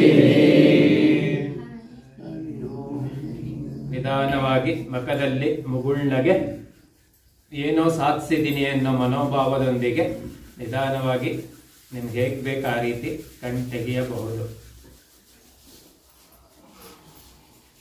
ಸಂಜೀವಿನಿ ಧ್ಯಾನವನ್ನ ಮಾಡಿಸಿರ್ತಕ್ಕಂತಹ ನಮ್ಮ ಪರಮ ಪೂಜ್ಯ ಗುರೂಜಿ ಆಗಿರ್ತಕ್ಕಂತಹ ಶ್ರೀ ಮುಕುಂದನ್ ಗುರೂಜಿ ಅವರಿಗೆ ಮೈಸೂರು ಯೋಗೇಶ್ ಪರವಾಗಿ, ಮೈಸೂರಿನ ಆಧ್ಯಾತ್ಮಿಕ ಯೋಗ ಪ್ರವಾಸದ ಪರವಾಗಿ ಹೃತ್ಪೂರ್ವಕ ನಮನಗಳನ್ನ ಸಲ್ಲಿಸ್ತೀನಿ. 2 ನಿಮಿಷ ಸಮಯ ತಗೋತೀನಿ. ಎಲ್ಲಾರು ನಿಮ್ಗೆ ಏನ್ ಅನಿಸ್ತು, ಎಕ್ಸ್ಪೀರಿಯನ್ಸ್, ಫೀಡ್ಬ್ಯಾಕ್? ನಿದ್ದೆ ಇಲ್ಲದೆ ಹೋಗ್ಬಾರ್ದಲ್ಲೇ ಫುಲ್ಲು ಮೆಡಿಟೇಷನ್ ಮಾಡೋದು. ನಾವು ಕಣ್ಣು ಮುಚ್ಕೊಂಡು ಮೆಡಿಟೇಷನ್ ಹೋದ್ರೆ ಬಗ್ಬಿಡ್ತೀವಿ, ಬಗ್ಕೊಂಡು ನಿದ್ದೆ ಹೊಡೋಗ್ತೀವಿ. ನಿದ್ದೆ ಮಾಡೋ ಚಾನ್ಸಸ್ ಇಲ್ಲ. ಹೌದು, ತುಂಬಾ ಚೆನ್ನಾಗಿ ಹೇಳಿದ್ರು ಸರ್. ಅಂದ್ರೆ ಮೆಡಿಟೇಷನ್ ಅಂದ್ರೆ ಡೂಯಿಂಗ್ ಅಲ್ಲ, ಬೀಯಿಂಗ್ ಅಂತ. We are human being, not human doing. ನಮ್ಗೇನ ಅಭ್ಯಾಸ ಆಗೋಗಿದೆ, ಏನೇನಾದ್ರು ಮಾಡ್ತಾನೆ ಇರ್ಬೇಕು ನಾವು, ಒಂದಲ್ಲ ಒಂದ್ ಕ್ರಿಯೆ ಮಾಡದೆ ಸುಮ್ನಿರಕ್ ಆಗಲ್ಲ. ಮನಸ್ಸು ಅಷ್ಟೇ. ಮೆಡಿಟೇಷನ್ ಧ್ಯಾನ ಅಂತೆಲ್ಲ ಹೇಳ್ತಾರೆ, ಸುಳ್ಳು. ಯಾರನ್ನೋ ನಂಬೇಡಿ, ನಾನು ಒಬ್ಬನ್ ಬಿಟ್ಟು. ನಿಜ ಹೇಳ್ತಾ ಇರೋದು. ಅರ್ಧಂಬರ್ಧ ಜ್ಞಾನ, ಆಫ್ ನಾಲೆಜ್ ಇಸ್ ಡೇಂಜರಸ್ ಅಂತಾರೆ. ಧ್ಯಾನ ಮಾಡ್ತಾ ಕೂತ್ಕೋಬೇಕು, ಮನಸ್ಸಿನಲ್ಲಿ ಯಾವ ಆಲೋಚನೆಯನ್ನು ಬರಬಾರ್ದು, ಅದನ್ನ ಧ್ಯಾನ ಅಂತಾರೆ. ಪ್ರಪಂಚದಲ್ಲಿ ಇಲ್ಲಿ ತನಕ ಯಾರಿಗೂ ಮಾಡಕ್ ಆಗಿಲ್ಲ ಅದು. ನಾನು 30-40 ವರ್ಷ 10 ಗಂಟೆ ಎಲ್ಲ ಕೂತಿದ್ದೀನಿ, ಯಾರ್ಯಾರೋ ಬಂದ್ಬಿಡ್ತಾರೆ ಮನಸ್ಸಿನಲ್ಲಿ, ಯಾರ್ಯಾರೋ ಹೊಟ್ಟೋಗ್ಬಿಡ್ತಾರೆ. ಹಂಗಾಗ್ತಾ ಇರುತ್ತೆ. ಯಾಕಂದ್ರೆ ಮನಸ್ಸಿನ ನೇಚರ್ ಅರ್ಥ ಮಾಡ್ಕೋಬೇಕು. Nature of the mind is to think. ನಾವು ಆ ನೇಚರ್ ಆಫ್ ದ ಮೈಂಡ್ ವಿರುದ್ಧವಾಗಿ ಹೋದಂಗ ಅರ್ಥ. ನೀರನ್ನ ಹರಿಬೇಡ ಅಂದ್ರೆ ಕೇಳತ್ತ ನಮ್ಮ ಮಾತನ್ನ, ಗಾಳಿನ ಬೀಸ್ಬೇಡ ಅಂದ್ರೆ ಕೇಳತ್ತ. ಹಾಗೆ ಮನಸ್ಸು ಏನು ಆಲೋಚನೆ ಮಾಡಬೇಡ ಅಂದ್ರೆ ಕೇಳಲ್ಲ. ಅದು ಮನಸ್ಸಿನ ಗುಣವೇ ಆಲೋಚನೆ ಮಾಡುವಂತದ್ದು. ಅದಕ್ಕೆ ನಾವು ಯಾವ ರೀತಿ ಧ್ಯಾನ ಮಾಡಬೇಕು ಅಂದ್ರೆ, ಮನಸ್ಸಿಗೆ ಯಾವಾಗ್ಲೂ ಆಹಾರ ಬೇಕು, ಏನಾದ್ರು ತಿಂತಾ ಇರ್ಬೇಕು. ಅದಕ್ಕೆ ಯಾವ್ದೋ ವಿಚಾರನೇ ಅದಕ್ಕೆ ಆಹಾರ. ಹಾಗಾಗಿ ನಾವು ಓಂಕಾರವನ್ನ ಚಾಂಟ್ ಮಾಡ್ತಾ ಇದ್ದಾಗ ಮನಸ್ಸಿಗೆ ಬೇರೆ ಕಡೆ ಹೋಗಕ್ ಅವಕಾಶ ಇರಲ್ಲ. ಯಾಕಂದ್ರೆ ಏನೋ ಕೆಲಸ ಕೊಟ್ಟಿದ್ದೀವಿ ಮನಸ್ಸಿಗೆ, ಆಗ ಏನ್ ಮಾಡುತ್ತೆ, ಅದ್ರ ಮೇಲೆ ಫೋಕಸ್ ಮಾಡುತ್ತೆ. ಅಥವಾ ಉಸಿರಿನ ಮೇಲೆ ಫೋಕಸ್ ಮಾಡಬೇಕು, ಅಥವಾ ಥರ್ಡ್ ಐ ಮೇಲೆ ಫೋಕಸ್ ಮಾಡಬೇಕು. ಖಾಲಿ ಮನಸ್ಸನ್ನ ಬಿಡಕ್ಕಾಗಲ್ಲ. ಮನಸ್ಸಿಗೆ ಏನೋ ಕೊಡ್ಬೇಕು. ಏನು ಕೊಡದೆ, 2 things cannot occupy same place at the same time. ಹೌದು ಅಲ್ವಾ? ಮನಸ್ಸಿಗೆ ಒಳ್ಳೆ ವಿಚಾರವನ್ನ ಕೊಟ್ರೆ ಕೆಟ್ಟ ವಿಚಾರದ ಕಡೆ ಹೋಗಲ್ಲ. ಹಾಗಾಗಿ ಓಂ ಮೇಲೆ ಧ್ಯಾನ ಮಾಡಿದ್ರೆ ನಾವು ಕೆಟ್ಟ ವಿಚಾರಗಳು ಬರುವುದಿಲ್ಲ. ಹಾಗಾಗಿ ಈ ಧ್ಯಾನ ಮಾಡಿದ್ರೆ ಬಹಳ ಉಪಯೋಗವಾಗತ್ತೆ ನಮ್ಗೆ. ಅದಕ್ಕೆ ಇನ್ನೊಂದು ಅದ್ಭುತವಾದ ಕಗ್ಗ ಇದೆ. ಅನ್ನದಲ್ಲಿ ಸುಖವಿಲ್ಲ, ಚಿನ್ನದಲ್ಲಿ ಸುಖವಿಲ್ಲ, ಮನ್ನಣೆಯಲ್ಲಿ ಸುಖವಿಲ್ಲ, ಹೆಣ್ಣು ಗಂಡಿನಲ್ಲಿ ಕ್ಷಣಿಕ ಸುಖ, ನಿಜ ಸುಖ ನಿನ್ನ ಹೃದಯದಲ್ಲಿ ಕಾಣೋ. ಹೌದು ಅಲ್ವಾ? ಅನ್ನದಲ್ಲಿ ಸುಖವಿಲ್ಲ. ಈಗ ದೇವಸ್ಥಾನಕ್ಕೆ ಹೋಗಿ ತಿಂದ್ವಿ, ಆಯ್ತಾ? ತಿನ್ನಕ್ ಮುಂಚೆ ಇನ್ನೊಂಚೂರು ಸಕ್ಕರೆ ಪೊಂಗಲು ಬೇಕು, ಇನ್ನೊಂಚೂರು ಸಾಂಬಾರ್ ಅನ್ನ ಬೇಕು. ತಿಂದಾದ್ಮೇಲೆ ಅವ್ರಾಗೆ ಕೊಡ್ತೀವಿ ಅಂದ್ರು ಬೇಡ ಅನ್ಸತ್ತೆ. ಹೌದು ಅಲ್ವಾ? ಸುಖ ಇಲ್ಲ. ಚಿನ್ನದಲ್ಲಿ ಸುಖವಿಲ್ಲ. ಎಷ್ಟು ನೇತಾಕೋತೀರಾ? ಹೌದು ಅಲ್ವಾ? ಹಾಗೆ ಮನ್ನಣೆಯಲ್ಲಿ ಸುಖವಿಲ್ಲ. ನನಗೂ ಮುಂಚೆ ಆಸೆ ಇರೋದು, ನಾನು ಪೇಪರಲ್ಲಿ ಬರ್ಬೇಕು, ಸನ್ಮಾನ ಮಾಡಿಸ್ಕೋಬೇಕು, 100 ಜನ ಶಿಷ್ಯರು ಇರ್ಬೇಕು ಅಂತ. ಈಗ ಅದೆಲ್ಲ ಆಗೋದ್ಮೇಲೆ ಈಗ ಏನು ಬೇಡ ಅನ್ಸತ್ತೆ, ಅವಶ್ಯಕತೆ ಇಲ್ಲ ಅನ್ಸತ್ತೆ. ಯಾರೋ ಡಿಸ್ಟರ್ಬ್ ಮಾಡ್ತಾ ಇದ್ದೀರಾ? ಸರ್, ಡಿಸ್ಟರ್ಬ್ ಮಾಡಬಾರ್ದು. ಈಚೆ ಹೊರಗೆ, ಒಳಗಡೆ ಹೊರಗೆ.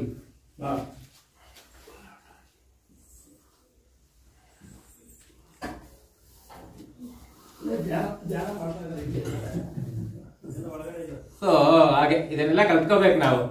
ಅದಕ್ಕೆ ಯಾವ ಜಾಗದಲ್ಲಿ ಯಾವ ರೀತಿ ನಡ್ಕೋಬೇಕು ಅನ್ನೋದ್ರ ಜೊತೆ ಯಾವ ರೀತಿ ನಡ್ಕೋಬಾರ್ದು ಅನ್ನೋದು ಗೊತ್ತಿರ್ಬೇಕು ನಮ್ಗೆ. ಹೌದಲ್ವಾ? ಅದನ್ನೇ ಸೆಲ್ಫ್ ಎಸ್ಟೀಮ್ ಅಂತೀವಿ. ಸೆಲ್ಫ್ ಎಸ್ಟೀಮ್ ಅಂದ್ರೆ ಏನಪ್ಪಾ ಅಂದ್ರೆ, ನಮ್ಮಿಂದ ಯಾರಿಗೂ ತೊಂದರೆ ಆಗಕ್ ಬಿಡದೇ ಇರುವಂತದ್ದನ್ನೇ ಸೆಲ್ಫ್ ಎಸ್ಟೀಮ್ ಅನ್ನೋದು. ಇದನ್ನೇ ಯಮ ನಿಯಮಗಳು ಅಂತೀವಿ. ನಾವ್ ಇದನ್ನೆಲ್ಲ ಏನ್ ಮಾಡ್ತೀವಿ, ಗಾಳಿಗೆ ತೂರ್ ಬಿಡ್ತೀವಿ. ಕಾನ್ಶಿಯಸ್ ಲಿವಿಂಗ್ ಅಂತೀವಿ. ನಾವು ಪ್ರಜ್ಞಾಪೂರ್ವಕವಾಗಿ ಬದುಕಲ್ಲ. ನಾ ಬದುಕ್ತಾ ಇರೋದೇ ಸರಿ ಅನ್ಕೋತೀವಿ. ಆದ್ರೆ ನನ್ನ ಬದುಕು ಇನ್ಯಾರಿಗೋ ತೊಂದರೆ ಆಗ್ತಾ ಇದೆ ಅಂದ್ರೆ ಅದು ಸರಿಯಾದ ಬದುಕಲ್ಲ. ಹೌದಾ ಅಲ್ವಾ? ನನ್ ಮೊಬೈಲ್ ರಿಂಗ್ ಆಗೋದ್ರಿಂದ ಬೇರೆಯವ್ರ ತೊಂದರೆ ಆಗತ್ತೆ. ನನ್ ಮೊಬೈಲ್ ತಾನೇ ರಿಂಗ್ ಆಯ್ತು ಅಂದ್ರೆ ನಿನ್ ಮೊಬೈಲೇ, ಬಟ್ ಬೇರೆಯವ್ರಿಗೆ ತೊಂದರೆ ಆಗ್ತಾ ಇದೆಯಲ್ಲ. ಹೌದಾ ಅಲ್ವಾ? ಇದನ್ನೆಲ್ಲ ನಮ್ಮ ಆಧ್ಯಾತ್ಮ ಕಲ್ಸತ್ತೆ. ಇದನ್ನ ನಾವು ತಿಳ್ಕೋಬೇಕು. ಅನ್ನದಲ್ಲಿ ಸುಖವಿಲ್ಲ, ಚಿನ್ನದಲ್ಲಿ ಸುಖವಿಲ್ಲ, ಮನ್ನಣೆಯಲ್ಲಿ ಸುಖವಿಲ್ಲ, ಹೆಣ್ಣು ಗಂಡಿನಲ್ಲಿ ಕ್ಷಣಿಕ ಸುಖ, ನಿಜ ಸುಖ ಯಾವ್ದು? ನಮ್ಮ ಹೃದಯದಲ್ಲಿ. ಆ ನಿಜ ಸುಖ ಸಿಗೋದು ಯಾವ್ದ್ರಲ್ಲಿ ಇದ್ರೆ ನಾವು ಮಾಡೋ ಅಂತ ಒಂದು ಧ್ಯಾನದಲ್ಲಿ. ಕಡೆಯಲ್ಲಿ ಸತ್ಸಂಗದಲ್ಲಿ ಸೇರಿದೀವಿ. ಸತ್ಸಂಗದಿಂದ ವಿವೇಕ ಅಂತ ಹೇಳ್ತಾರೆ. ಒಂದು ಅದ್ಭುತವಾದ ಯೋಗ ಗೀತೆ ಇದೆ. ಯಾರಿಗಾರು ಗೊತ್ತಾ? ಎಂತ ಸುಮಧುರ ಬಂಧನ ಅಂತ ಒಂದು ಹಾಡಿದೆ. ಗೊತ್ತಾ ಯಾರಿಗಾರು? ಹೇಳ್ಕೊಡ್ತೀನಿ, ಹೇಳಿ. ಚೆನ್ನಾಗಿದೆ ಆಯ್ತಾ? ನಾನು ಹಾಡು ಹೇಳೋನಲ್ಲ, ಮಾತಾಡೋನು. ಗೊತ್ತಿರಂಗೆ ಹೇಳ್ತೀನಿ. ಡಯಲಾಗ್ ಮೇಲೆ ರಿಪೀಟ್ ಮಾಡಿ.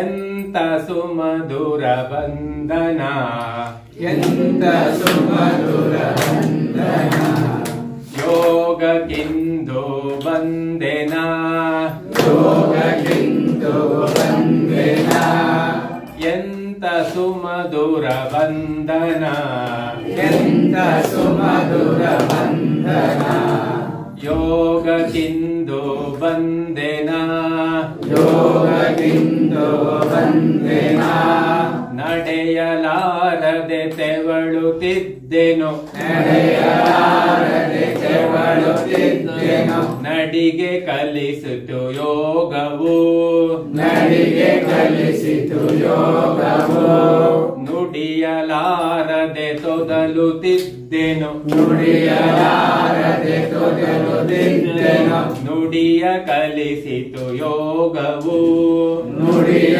ಕಲಿಸಿತು ಯೋಗವು, ಪಡೆದೆ ಉನ್ನತ ಪಡೆದೆ ಉನ್ನತ ಜ್ಞಾನ ಸದ್ಗುಣ, ಜ್ಞಾನ ಸದ್ಗುಣ, ಲಭಿಸಿ ಸಜ್ಜನ ಸಂಗವು, ಲಭಿಸಿ ಸಜ್ಜನ ಸಂಗವು, ಲಭಿಸಿ ಸಜ್ಜನ ಸಂಗವು, ಲಭಿಸಿ ಸಜ್ಜನ ಸಂಗವು, ಎಂತ ಸುಮಧುರ ಬಂಧನ, ಎಂತ ಸುಮಧುರ ಬಂಧನ, ಯೋಗಕ್ಕಿಂದು ಬಂದೆನ, ಯೋಗಕ್ಕಿಂದು ಬಂದೆನ.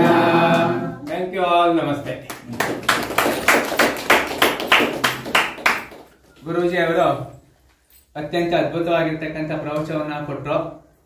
ಲೌಕಿಕ ಜೀವನ, ಆಧ್ಯಾತ್ಮಿಕ ಜೀವನ ಅಂತಕ್ಕಂಥದ್ದು ಎರಡು ಜಗತ್ತಿರುತ್ತೆ ಅನ್ನೋದನ್ನೇ ಹೇಳಿದ್ರು.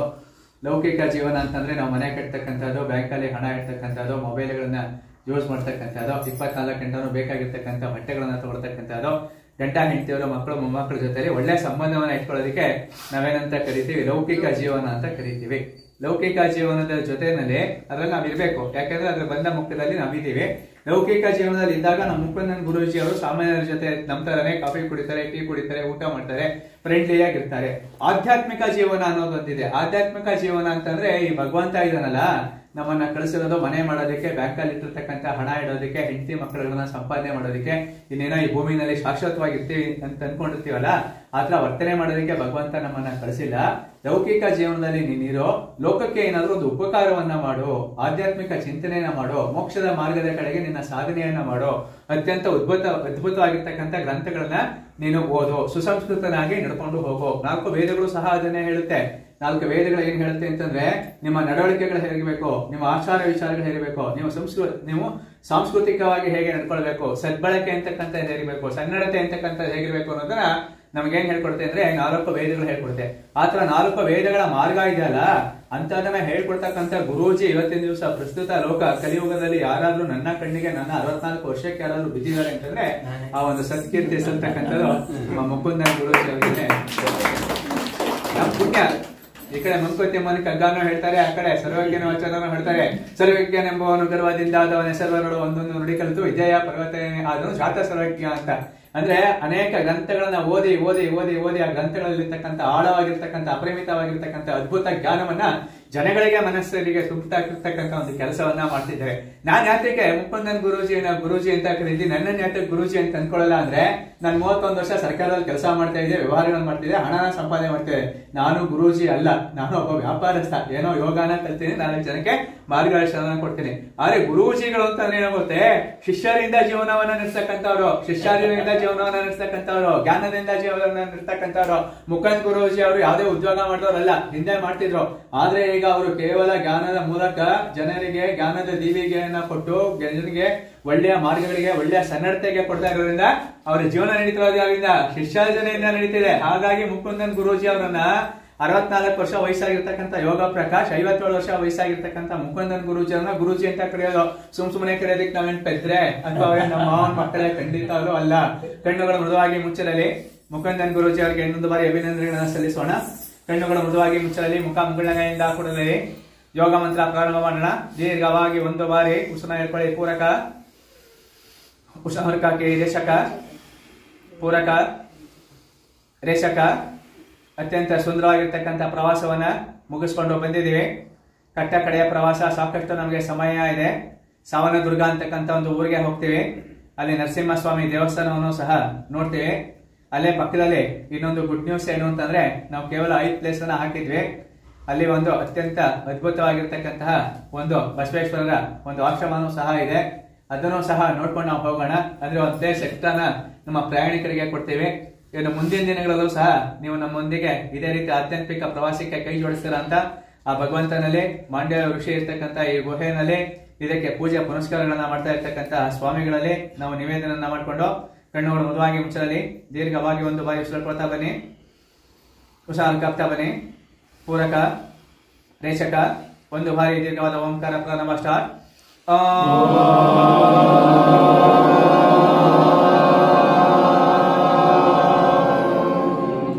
ಯೋಗ ಮಂತ್ರ ಹೇಳ್ಕೊಡ್ತಾನೆ, ಹೇಳಿ. ಯೋಗೇನ ಚಿತ್ತಸ್ಯ ಹರೇನ ವಾಚಾ ಹರಂ ಶರೀರ ಸವೈದ್ಯಕೇನ ಯೋಪಾಕರೋತ ಪ್ರವರಂ ಮುನೀನಾ ಪತಂಜಲಿ ಪ್ರಾಂಜಲಿ ಧಿರಾನತೋಸ್ಮಿನ್ ಆವಾಹೋ पुरुषाकारं शंकुचक्र सिधारिणां सहस्र शिरसां श्वेतं प्रणमामि पतंजलि.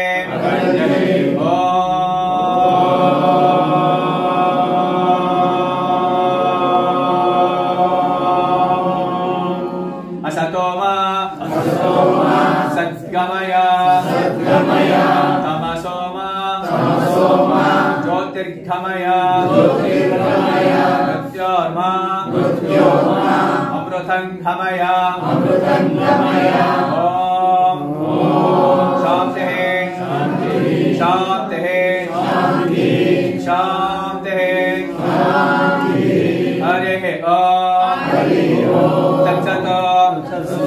मातृदेवो भव पितृदेवो भव आचार्य देवो भव अतिथिदेवो भव राष्ट्रदेवो भव विश्वदेवो भव. हरे